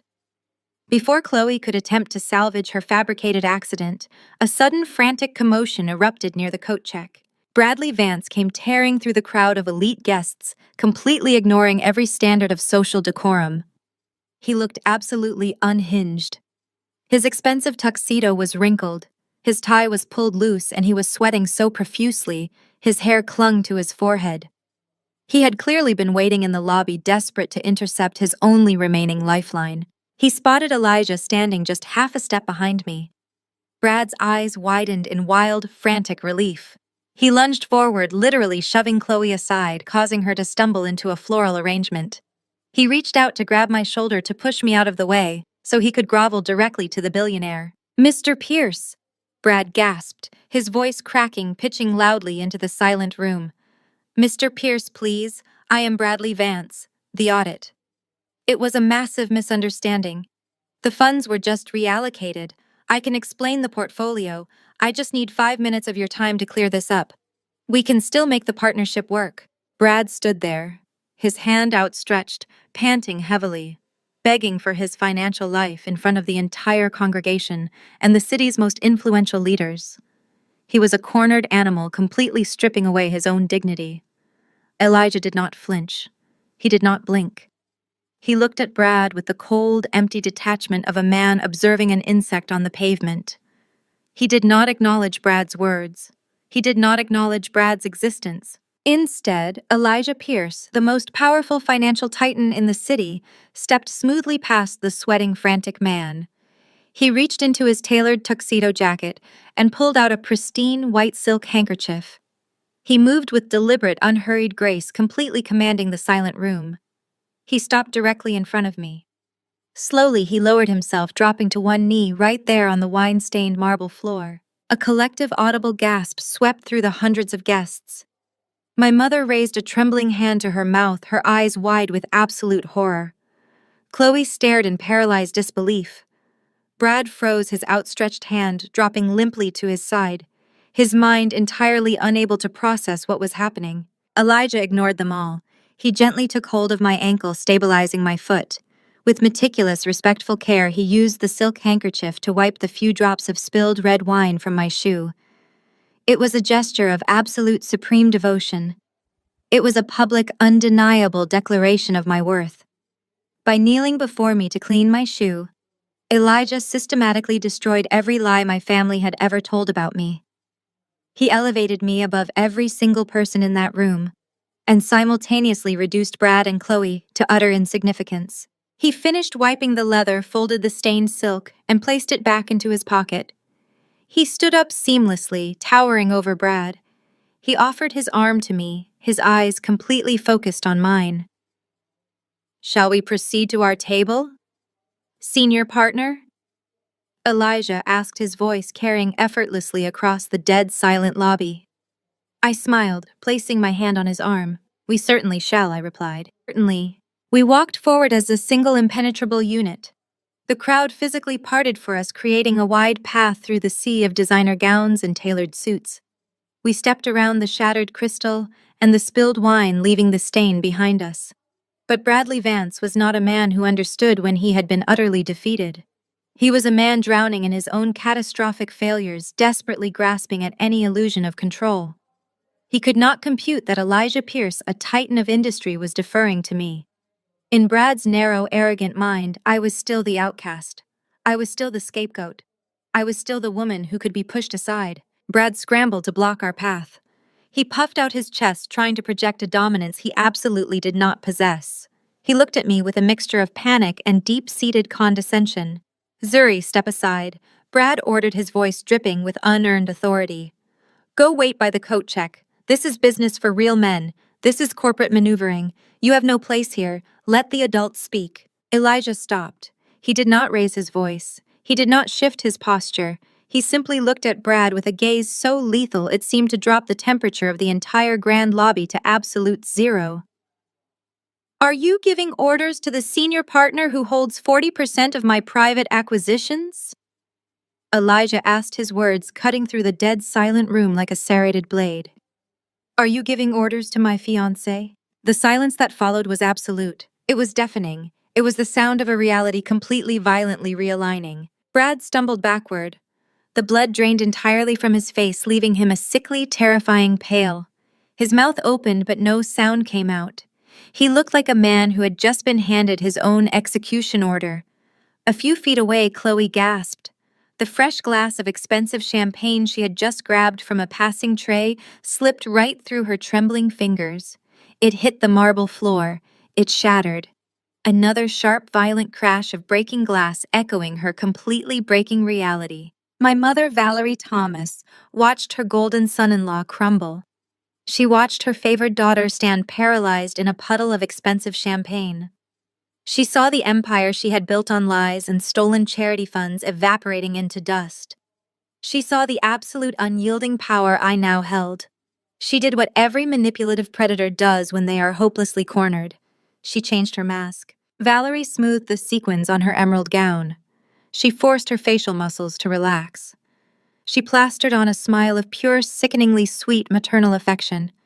She transitioned instantly from the cruel matriarch who had sent me a servant's dress to the loving grandmother welcoming her family home. "Zuri, my beautiful girl," Valerie cooed, her voice echoing with artificial syrupy warmth. She stepped forward, holding her arms open wide, acting as if the hostility of the last 30 years had never existed. "And who is this handsome little boy? Is this my new grandson? We are family, Zuri. Family forgives. Family stays together. Come give your mother a hug." She reached out her manicured hands, stretching toward Malik, trying to touch him, trying to pull us into her twisted, toxic narrative of family unity in front of the watching elite. I stepped firmly in front of Elijah and Malik, creating a physical barrier she would never be allowed to cross. "Do not reach for my son." I said, my voice perfectly level, carrying to the furthest corners of the silent hall. Do not call him your grandson. Do not call me your daughter. Valerie froze, her arms suspended in midair, her fake smile trembling at the edges. I unclasped my silver clutch. I reached inside and pulled out the crisp, heavily embossed legal documents. I held them up. You smiled when you stole from your own congregation. You smiled when you diverted funds from the orphanage to pay for your designer clothes. You smiled when you threw me out into the street, I said, taking a slow, deliberate step toward her. I held up the primary deed to the sprawling Buckhead estate. You sold your soul for a mansion you do not even own. I own it. I held up the aggressive commercial paper outlining Brad's massive toxic debts. I looked directly at Brad, who was still trembling. I own him. I turned my gaze back to my mother, watching the fake loving grandmother mask completely melt away, replaced by pure, unadulterated terror. You wanted me to wear the dress of a servant. You wanted me to hide in the shadows. You wanted me to be nothing. I said, the repetition of the words driving the final nails into her social coffin. But I am the landlord. I am the bank. I am the end of the Thomas legacy. The absolute finality of my words hung in the heavy air. I watched the realization hit them. I watched the denial fight the brutal truth. I watched their minds fracture under the crushing weight of their own consequences. Brad Vance refused to accept it. He refused to be owned by the woman he had spent years mocking. He refused to submit to the family outcast. He puffed out his chest, attempting to summon a masculine authority he had long since forfeited. He stepped around the shattered crystal on the floor. He stepped closer to Elijah, completely ignoring my presence. Zuri, step back, Brad commanded. His voice was loud. His voice was desperately trying to sound in control. His voice was a hollow echo in a cavernous room. Go wait by the coat check. This is corporate maneuvering. This is high-level finance. This is business for real men. Elijah did not move. Elijah did not blink. Elijah simply adjusted his stance, pulling me slightly closer to his side. The temperature in the lobby dropped. The atmosphere turned instantly lethal. Are you attempting to dismiss the woman who orchestrated your financial ruin? Elijah asked, his tone deathly quiet and deathly precise. Are you giving orders to the senior executive holding 40% of my private equity? Elijah took one single terrifying step forward. Are you giving orders to my fiancé? The entire grand hall stopped breathing. The silence was absolute. The silence was suffocating. The silence was the sound of Brad's entire world collapsing into dust. Brad stumbled backward. The blood drained entirely from his face. His arrogant posture crumbled into terrified submission. He looked at the massive diamond on my finger.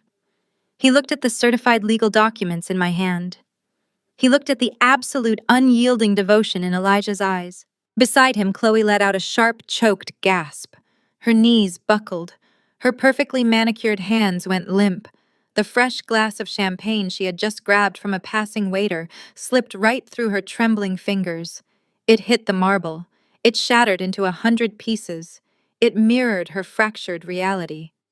She sank against a marble pillar, sliding down until she was sitting on the floor, surrounded by broken glass and spilled liquor. My mother watched her golden child fall. My mother watched her golden son-in-law cower. My mother realized the war was lost, so she immediately tried to change the battlefield. Valerie Thomas was a chameleon of survival. She was a predator who knew exactly how to wear the skin of a saint. She saw Elijah's protective stance over the little boy holding my hand. She saw the wealth. She saw the power. She saw an opportunity to rewrite the narrative and save her public image. Valerie rushed forward, her arms outstretched, her face twisted into a mask of overwhelming maternal joy. She bypassed me completely. She bypassed Elijah. She lunged directly toward Malik. "Oh, my precious boy," Valerie cried out, her voice pitching into a theatrical, sickeningly sweet register. "My beautiful, beautiful grandson. Come to your grandmother. Let me hold you. Family is everything. Family heals everything." Malik froze. The terrified, hunted look returned to his dark eyes. He did not see a loving grandmother. He saw a stranger with frantic eyes and grasping hands. He saw a threat. He recoiled violently. He let go of Elijah's hand and scrambled behind my legs, burying his face in the fabric of my dress, his small body trembling against my calves. I did not hesitate. I did not retreat. I stepped forward, forming an impenetrable human shield between my son and the woman who had birthed me. Do not touch him, I said. My voice was not loud. My voice was a blade. My voice was a definitive, unbreakable boundary. Valerie stopped, her hands hovering awkwardly in the air. Zuri, please. I am his grandmother. I have a right to embrace my own blood. I have a right to love him. I stared into her calculating eyes. I let the heavy silence stretch. I let the surrounding crowd of church elders, deacons, and elite parishioners lean in closer to hear every single word. Did you forget, Mother? I asked, my voice carrying clearly across the quiet foyer. Did you forget your own words? Did you forget your own commands? I pointed down at the terrified child hiding behind me. This is the child you refused to let into your home. This is the child you called a disgusting liability. This is the wandering, deaf-mute street rat you explicitly ordered me to throw back out onto the pavement. The collective gasp from the crowd was louder this time. It was a wave of pure, unfiltered shock. I did not stop. I used the repetition of her sins to hammer the truth into the very foundation of her mega-church empire. You told me to abandon him. You told me he was a stain on your holy reputation. You told me to leave a traumatized, bleeding child in the cold because he did not fit into your perfect, affluent aesthetic. The whispers began immediately. The whispers were harsh. The whispers were unforgiving. A pastor's wife turning away an orphan, a prominent city councilwoman muttered to her husband, shaking her head in absolute disbelief. She told her own daughter to put a vulnerable child on the street. A senior deacon whispered, his face tight with disgust.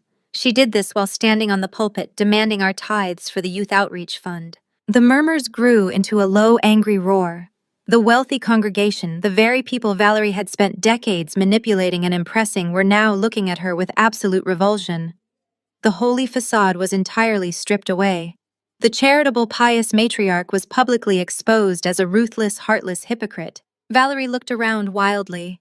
She saw the absolute disgust in the eyes of her peers. She saw the harsh judgment from her wealthy donors. She saw the empire of lies burning to the ground right in front of her. She opened her mouth to defend herself, to spin another elaborate lie, to play the victim one last time. They are misunderstanding.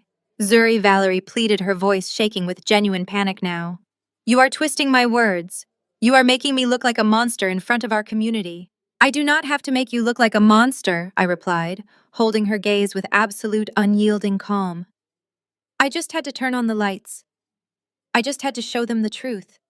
I just had to let them see you exactly as you are. The harsh murmurs of the congregation were a physical pressure in the room, beating against Valerie Thomas's crumbling facade. She was trapped in the glare of the grand lobby, surrounded by the very people she had spent 40 years manipulating. But before the murmurs could escalate into a riot, Bishop Thomas moved. He was a man who had built an entire career on damage control, on silencing dissent with the boom of his voice and the perceived weight of his authority. He marched directly to the small raised dais positioned at the edge of the lobby, intended for the string quartet. He moved with the practiced urgency of a charismatic leader taking the podium. He grabbed the microphone stand, adjusting it with a sharp, deliberate motion that commanded immediate attention. Ladies and gentlemen, family and friends. Bishop Thomas boomed, his voice echoing through the grand lobby, instantly cutting through the hushed, chaotic whispers. We are experiencing a moment of high emotion tonight. A moment of family turbulence that is unfortunately playing out in public. But I stand before you to assure you that the Thomas family remains united. We are moving forward into our 40th year stronger than ever. He paused, letting his deep, resonant voice settle over the crowd, projecting absolute calm. He gestured toward Elijah, trying to co-opt the billionaire's presence to legitimize his lies. In fact, we are thrilled to announce a preliminary strategic partnership with Pierce Industries. Bishop Thomas declared, his voice projecting the ultimate fake confidence. A partnership that will secure the financial future of this ministry and expand our community outreach for generations to come. My son-in-law, Bradley Vance, has been working tirelessly on this integration. The audacity was staggering. He was actively lying to his entire congregation, using Elijah's presence as a prop to cover up the massive financial crater Brad had dug. He was doubling down on the illusion, completely blind to the reality that I was holding the match. I did not wait for him to finish. I released Malik's hand, gently nodding to Elijah's lead security director, who immediately stepped forward, wrapping a protective physical barrier around the child. Elijah stood perfectly still, his dark eyes locked on me, a silent, lethal promise of absolute backing. I walked toward the dais. I did not rush. I moved with the fluid, terrifying precision of an apex predator closing in on its prey. The crowd parted for me, their eyes glued to the flawless pierced diamonds resting against my cheap gray dress. I stepped onto the dais right beside my father. He looked at me, his eyes flashing with a desperate, frantic warning, demanding my silence, demanding my submission. He expected the old Zuri to cower, to shrink back into the shadows, to let him control the narrative. I reached out and gripped the microphone stand. I did not pull. I simply looked at him. The executioner had arrived. My father's grip on the microphone faltered. He saw the absolute, unyielding destruction in my eyes. He let go, stepping back completely disarmed by a daughter he no longer recognized. I pulled the microphone toward me. Partnership. I asked, my voice echoing through the grand lobby, sharp, clear, and utterly lethal. A partnership implies equality. A partnership implies mutual benefit. A partnership implies that you have something of value to offer. I looked out at the hundreds of elite guests, the city council members, the wealthy donors, the devoted parishioners who had given their life savings to this corrupt family. There is no partnership, I declared, the words ringing out like a judge reading a final devastating verdict. There is only an aggressive, hostile takeover. And I am the senior executive who orchestrated it. I reached into the pocket of the cheap gray dress my mother had sent me. I pulled out a small black remote. It was the master control for the gala's audiovisual system, connected directly to the massive digital screens flanking the grand lobby.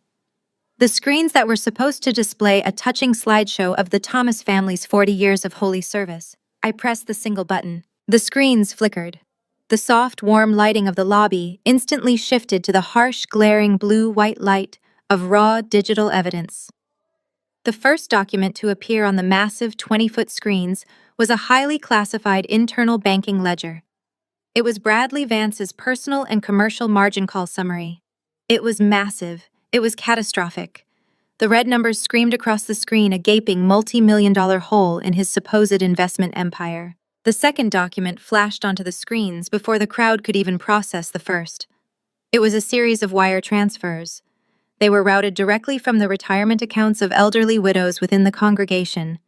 They were routed directly from the fixed pension funds of lifelong churchgoers. The destination accounts were explicitly, clearly, and undeniably listed under Brad's personal control. A wave of shock hit the room. It was not a murmur this time. It was a collective physical recoil.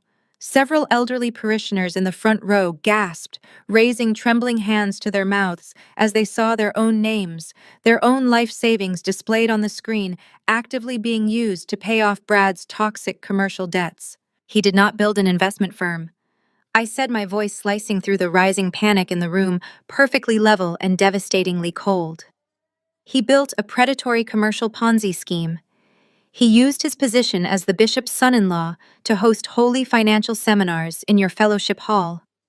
He used your faith to steal your futures, to fund a fake opulent lifestyle he could never afford. I pressed the button again. The screen shifted.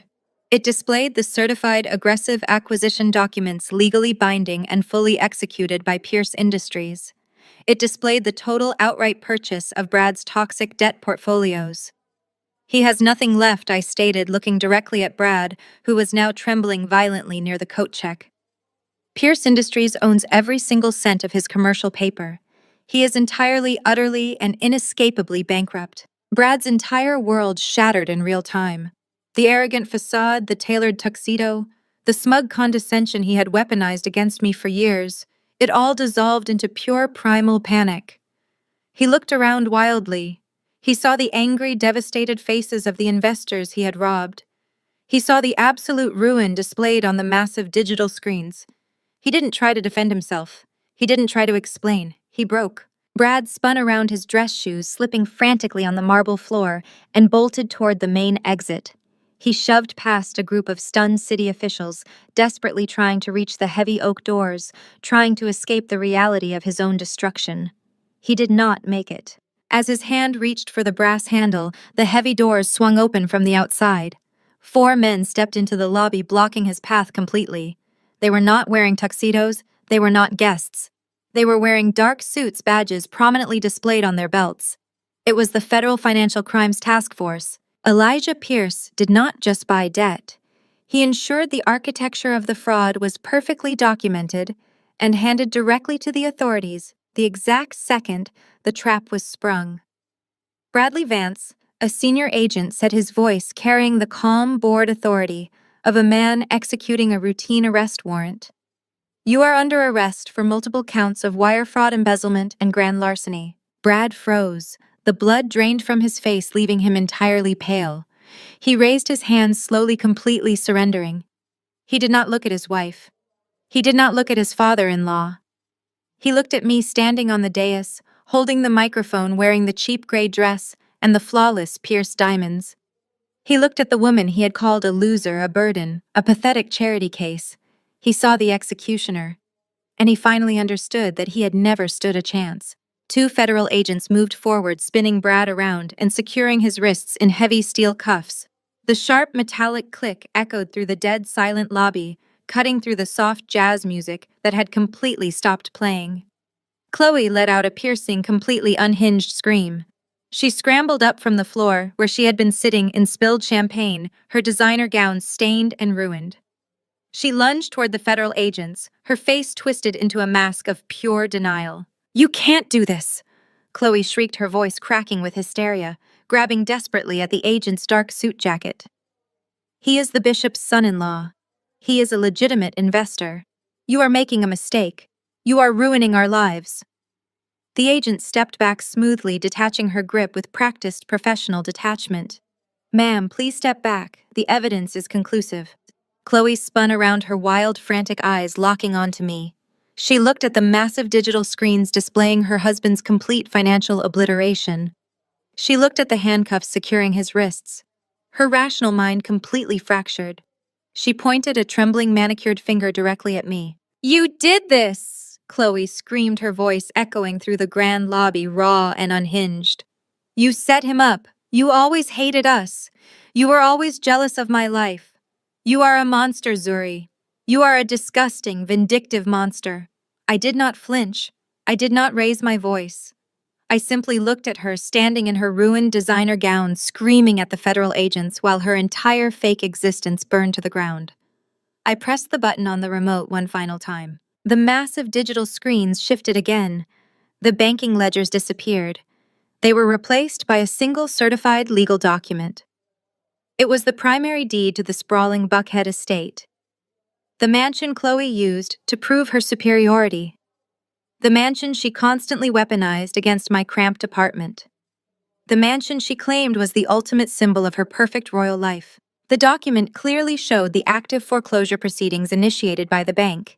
It clearly showed the 120 days of deep critical delinquency.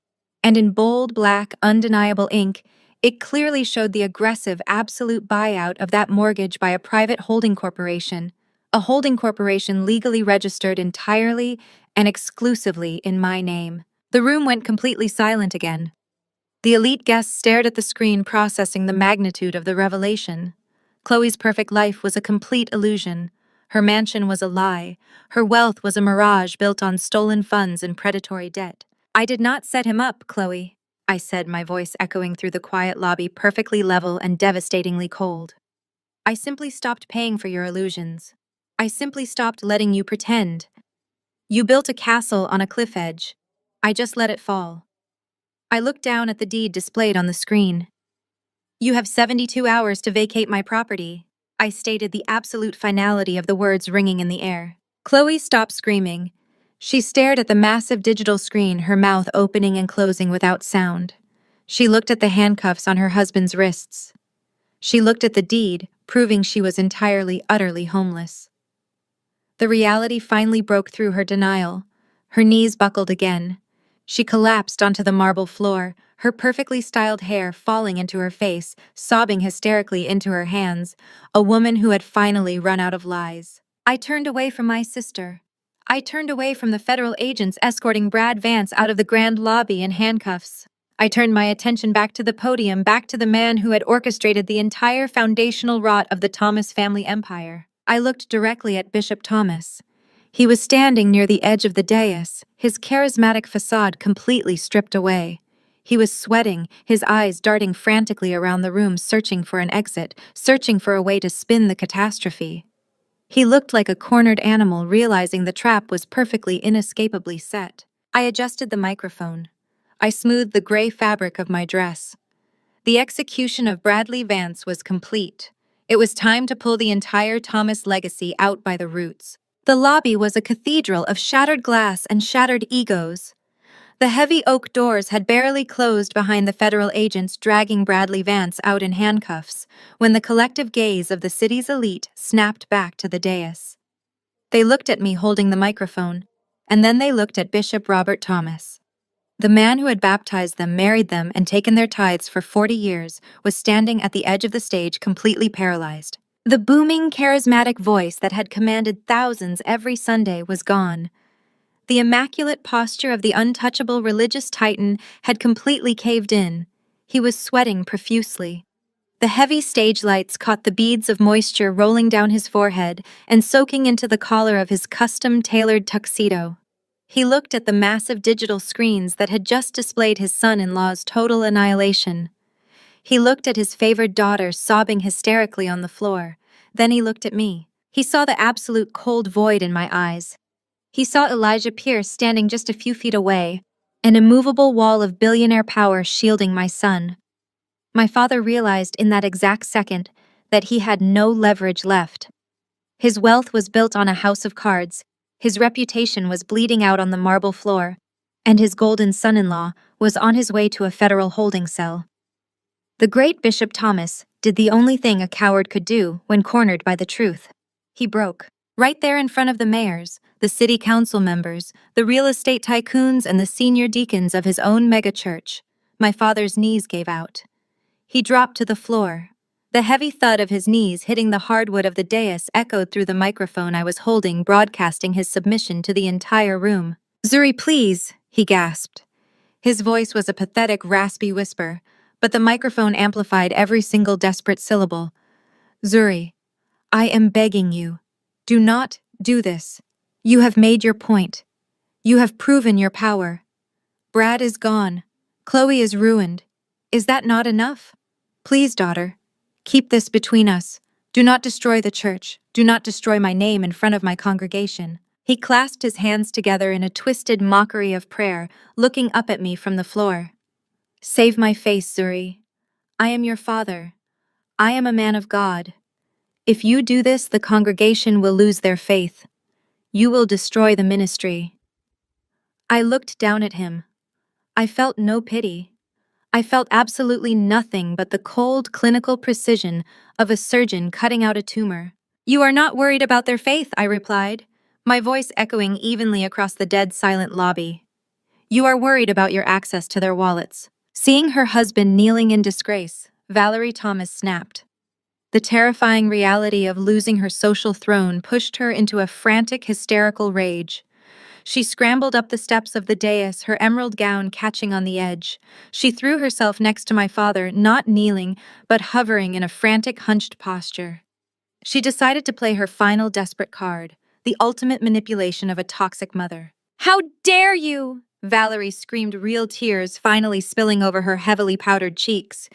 "How dare you stand there and judge us? I gave you life, Zuri. I carried you in my womb for 9 months. I endured the pain of childbirth to bring you into this world. You would not even exist without me. You would be nothing without the breath I gave you."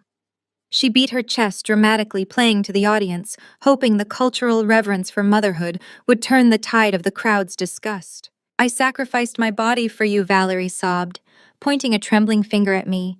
"You owe me your entire existence. You owe us respect. The Bible commands you to honor your father and your mother, and you stand here trying to ruin the very people who fed you, who clothed you, who raised you." You are an ungrateful, unnatural daughter. The crowd held its collective breath, waiting to see if the maternal guilt trip would break my resolve. They waited to see if the conditioning of 30 years would finally make me submit. I did not lower the microphone. I did not blink. You gave me life. I said my words, striking her like physical blows.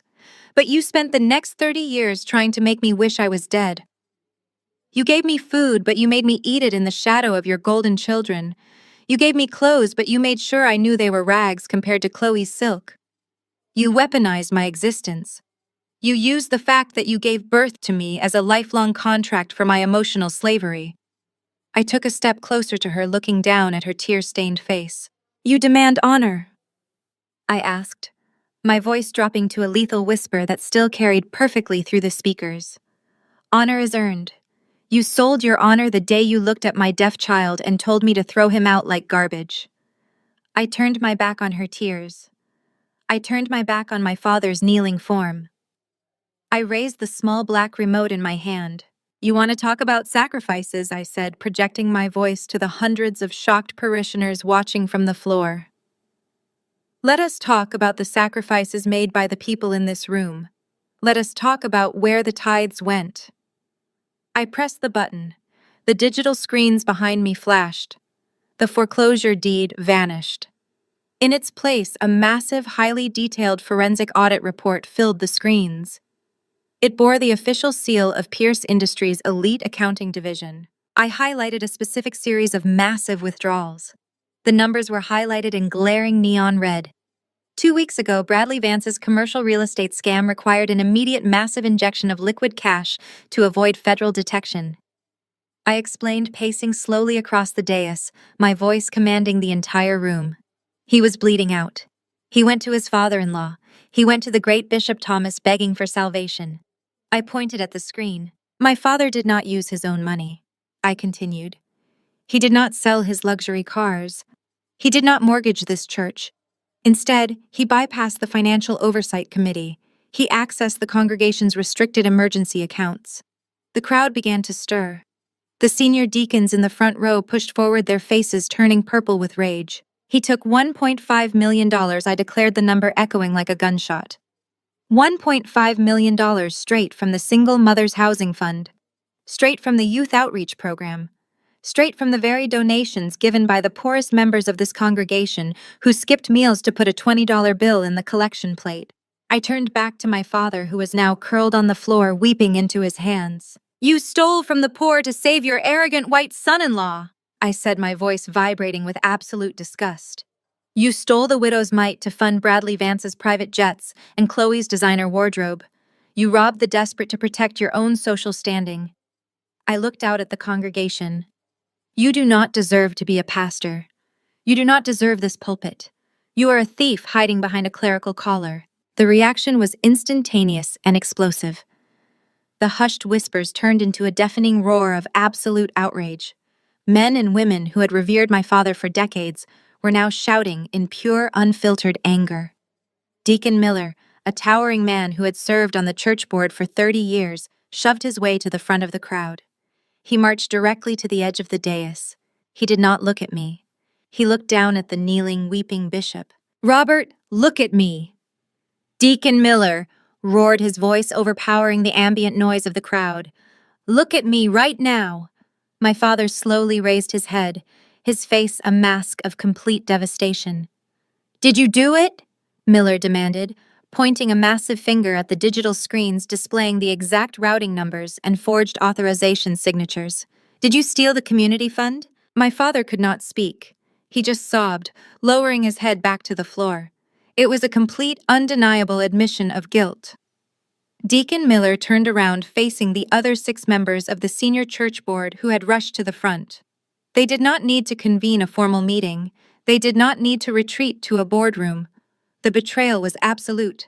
The evidence was displayed in 20-foot high-definition text. As the head deacon of this congregation, I call an immediate emergency vote of the senior elders, Miller shouted over the noise of the angry crowd. All in favor of stripping Robert Thomas of his title, his pastoral duties, and his access to this ministry, effective this exact second. Raise your hand. Every single elder raised their hand. There was no hesitation. There was no mercy. It is unanimous, Miller declared, turning back to my father. You are finished, Robert. You are no longer the bishop of this church. You are nothing but a trespasser in this building. Before my father could even process his immediate termination, the heavy oak doors of the lobby swung open again. The federal agents who had arrested Brad were already gone, but a new group of men entered. They wore dark windbreakers with the letters IRS and FBI printed in stark white lettering on the back. The lead agent, a tall, imposing woman with a clipboard, walked directly through the parted crowd and stopped at the base of the dais. Robert and Valerie Thomas, the agent, announced, her voice cutting through the remaining chaos. We have just received the preliminary evidence of massive wire fraud and embezzlement submitted by Pierce Industries' legal division. The agent looked down at her clipboard. Effective immediately. All of your personal bank accounts, your offshore holdings, your retirement funds, and your physical assets are frozen pending a full federal investigation. My mother screamed. It was not a manipulative cry for sympathy. It was a guttural, terrifying shriek of absolute loss. She clutched her head, her perfect hair unraveling, pulling at the roots as the reality set in. They had no money, they had no church, they had no home. We are seizing the church's financial records tonight, the federal agent continued, completely ignoring my mother's hysterics. You are ordered to surrender your passports. You will be receiving formal summons for grand jury proceedings regarding the stolen $1.5 million. Do not attempt to leave the state. I stood on the dais looking down at the ruins of the Thomas family. Brad was in handcuffs. Chloe was homeless and sobbing in a puddle of champagne. My father was stripped of his lifelong title, kneeling on the floor in utter disgrace. My mother was screaming in the center of a frozen financial wasteland. I had not just defeated them. I had completely erased them from the world of power. I turned off the microphone. I dropped the small black remote onto the floor next to my father's trembling hands. I turned my back on them forever and walked down the steps toward Elijah and my son. I stepped down from the raised dais, the solid click of my heels on the hardwood echoing with absolute finality. I did not look back at the ruin I had just engineered. I did not need to. The sounds of destruction were loud enough. The grand lobby of the megachurch, once a monument to my parents' untouchable social power, had transformed entirely into a crime scene. Behind me, the federal agents were already moving with cold mechanical efficiency. I could hear the sharp metallic snap of briefcases opening and the rustle of official documents being seized. The head deacon was shouting orders to the security staff, instructing them to lock down the administrative offices and bar the Thomas family from accessing any church property. The congregation, the hundreds of wealthy donors and devoted followers who had worshipped my father for decades, were now a hostile surrounding wall. Their hushed, reverent whispers had been permanently replaced by shouts of absolute disgust and demands for immediate restitution. I walked past Chloe. She was still sitting on the cold marble floor, surrounded by the shattered remains of her champagne glass. Her designer gown was soaked, her heavy makeup streaked with dark tears. She looked up at me as I passed, but the burning venom that had defined her entire existence was completely gone. Her eyes were vacant, hollow, and filled with the terrifying realization of her new impending reality. With Bradley Vance currently being processed in the back of a federal vehicle and her sprawling estate legally seized by my holding corporation, she had absolutely nothing left. The woman who had spent 30 years mocking my struggles was now facing a future of minimum wage shifts, staggering legal debts, and the absolute complete humiliation of public ruin. She would learn exactly what it meant to survive on the bottom. She would have to work on her hands and knees just to afford a cramped apartment while the entire city watched her fall. I felt no pity. She had built her castle on the bones of my suffering. I simply let the foundation crack. I walked past my mother. Valerie Thomas was no longer screaming. She had collapsed against the base of a marble pillar, her hands covering her face, rocking back and forth in a state of catatonic shock. The emerald sequins of her dress caught the flashing blue and red lights of the federal vehicles parked just outside the glass entrance doors. She had played the ultimate card of maternal guilt, screaming about the pain of childbirth and the supposed sacred bond of family. It had failed spectacularly. The crowd had seen through her manipulation. The authorities had seen through her pristine, charitable facade. She was going to lose the country club memberships, the luxury vehicles, the designer wardrobes, and the social adoration she craved more than oxygen. She was going to face a grand jury. She would trade her tailored silk for a standard-issue uniform. The matriarch of the Thomas Empire had been reduced to a weeping, frightened suspect. I kept walking, keeping my posture perfectly straight, my chin high. The sea of outraged guests naturally parted for me. They did not look at me with the old familiar pity. They did not look at me as the tragic outcast of the powerful Thomas family. They looked at me with absolute awe, mixed with a healthy dose of fear. They saw the woman who had single-handedly dismantled a corrupt dynasty without raising her voice. I reached the center of the lobby where Elijah was waiting. He had not moved an inch. His tall, imposing frame was a fortress of absolute calm amidst the spiraling chaos of the room. His security detail immediately opened their protective circle, allowing me to step inside. I looked down. Malik was peering around Elijah's leg. His dark eyes darted nervously toward the shouting crowd and the flashing police lights outside. But when he looked up and saw my face, his posture instantly relaxed. The hunted, terrified expression melted away completely. I dropped to one knee, ignoring the cold marble floor. I opened my arms, and Malik ran into them, burying his small face into the curve of my neck. I wrapped my arms around him, holding him incredibly tight, breathing in the scent of his hair. I closed my eyes, letting the intense, protective love I felt for my son ground me. This was the only family that mattered. This small, silent boy was the reason I had survived the darkness. He was the reason I had forged myself into a weapon. I stood up, lifting Malik into my arms. He rested his head against my shoulder, his small arms wrapping securely around my neck. Elijah stepped forward. He did not ask if I was all right. He did not ask if I had any regrets. He knew me far too well for that. He simply looked at me with an expression of profound, unyielding pride. He reached out his large, warm hand covering mine. He intertwined his fingers with mine, his thumb resting gently against the heavy, flawless diamond on my finger. "It is time to go home," he said, his deep voice a soothing anchor in the storm. We turned toward the massive, heavy oak doors leading out into the cool evening air. We walked forward together as a single, unbreakable unit. The billionaire, the architect, and the child.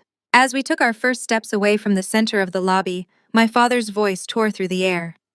It was not the booming, confident voice of Bishop Thomas. It was the raw, cracked scream of a desperate, ruined man who realized his execution was absolute. He had scrambled up from the floor, pushing past a federal agent, desperately trying to reach me. "Zuri," he screamed, his voice echoing off the high vaulted ceilings, cracking with pure primal terror. "Zuri, please, do not do this. Do not walk away. We are your family. I am your father. Zuri, do not abandon us." His desperate plea hung in the heavy air. The entire lobby went dead silent again, waiting for my reaction, waiting to see if the ingrained biological conditioning would make me pause, waiting to see if I would show even a fraction of mercy to the people who had shown me none. I did not stop walking. I did not slow my pace. I did not turn my head.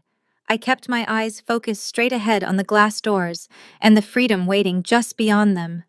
I tightened my grip on Elijah's hand. I held Malik closer to my chest. I let the frantic screams of my father fade into irrelevant background noise. He was screaming for a daughter who had died a long time ago. The woman walking out of those doors owed him absolutely nothing. We stepped across the threshold. The heavy oak doors swung shut behind us, cutting off the noise, the chaos, and the toxicity of the past 30 years with a solid, deafening thud. The image of the closing oak doors blurs the heavy wood, dissolving into a smooth, seamless cinematic transition. The harsh, glaring lights of the church lobby instantly melt into the warm, golden ambient glow of a quiet, luxurious living room.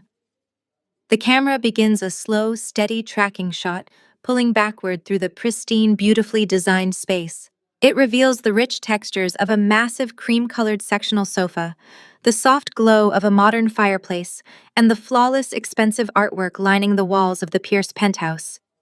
The air is quiet. The air is safe. The suffocating tension of the Thomas family is a million miles away. The camera continues to track backward, revealing me sitting perfectly relaxed in the center of the plush sofa. I am no longer wearing the cheap gray polyester dress designed to humiliate me. I am wearing a stunning tailored silk evening gown in deep midnight blue. The flawless pierced diamond catches the warm light of the fire. My posture is not defensive. My posture is absolute serene victory. I look directly into the slowly retreating camera. The corner of my mouth curves upward into a small, peaceful, incredibly dangerous smile. They say the best revenge is living happily. I say, my voice calm, melodic, and carrying the absolute weight of a woman who has completely conquered her demons. They tell you to move on, to let go, to let karma handle the people who destroyed you. They are right, of course. Living well is a beautiful thing. I lean back slightly, crossing my legs, resting my hands gracefully in my lap. But I pause, letting the word hang in the quiet room, tearing down the fake masks, stripping away the illusions, and claiming absolute unyielding justice for yourself with your own two hands. I tilt my head slightly, the smile deepening into something fiercely triumphant. That feels so much sweeter. I look around the beautiful quiet room, taking in the peace I had fought so brutally to secure. I am no longer the scapegoat. I say, my voice dropping to a smooth, powerful whisper. I am no longer the outcast. I am no longer the disowned daughter begging for scraps of affection in the shadows. I am the architect of my own life. I am the master of the game. The camera stops retreating. It holds on my face for one long final second, capturing the absolute serenity of a woman who has burned her past to ashes and built an empire on the ruins. Slowly, the camera begins to pan away. It glides smoothly to the right, moving past the edge of the sofa, tracking toward the massive floor-to-ceiling windows of the penthouse. The warm light of the living room fades as the lens focuses on the expansive, breathtaking view outside. The camera settles on the sprawling, sparkling skyline of the city at night. A million glittering lights stretching out into the infinite darkness, a vast, beautiful empire waiting to be conquered. The city pulses with quiet, electric energy. The image holds on the sparkling horizon for a long, silent beat. Then slowly, gracefully, the screen fades to pitch black.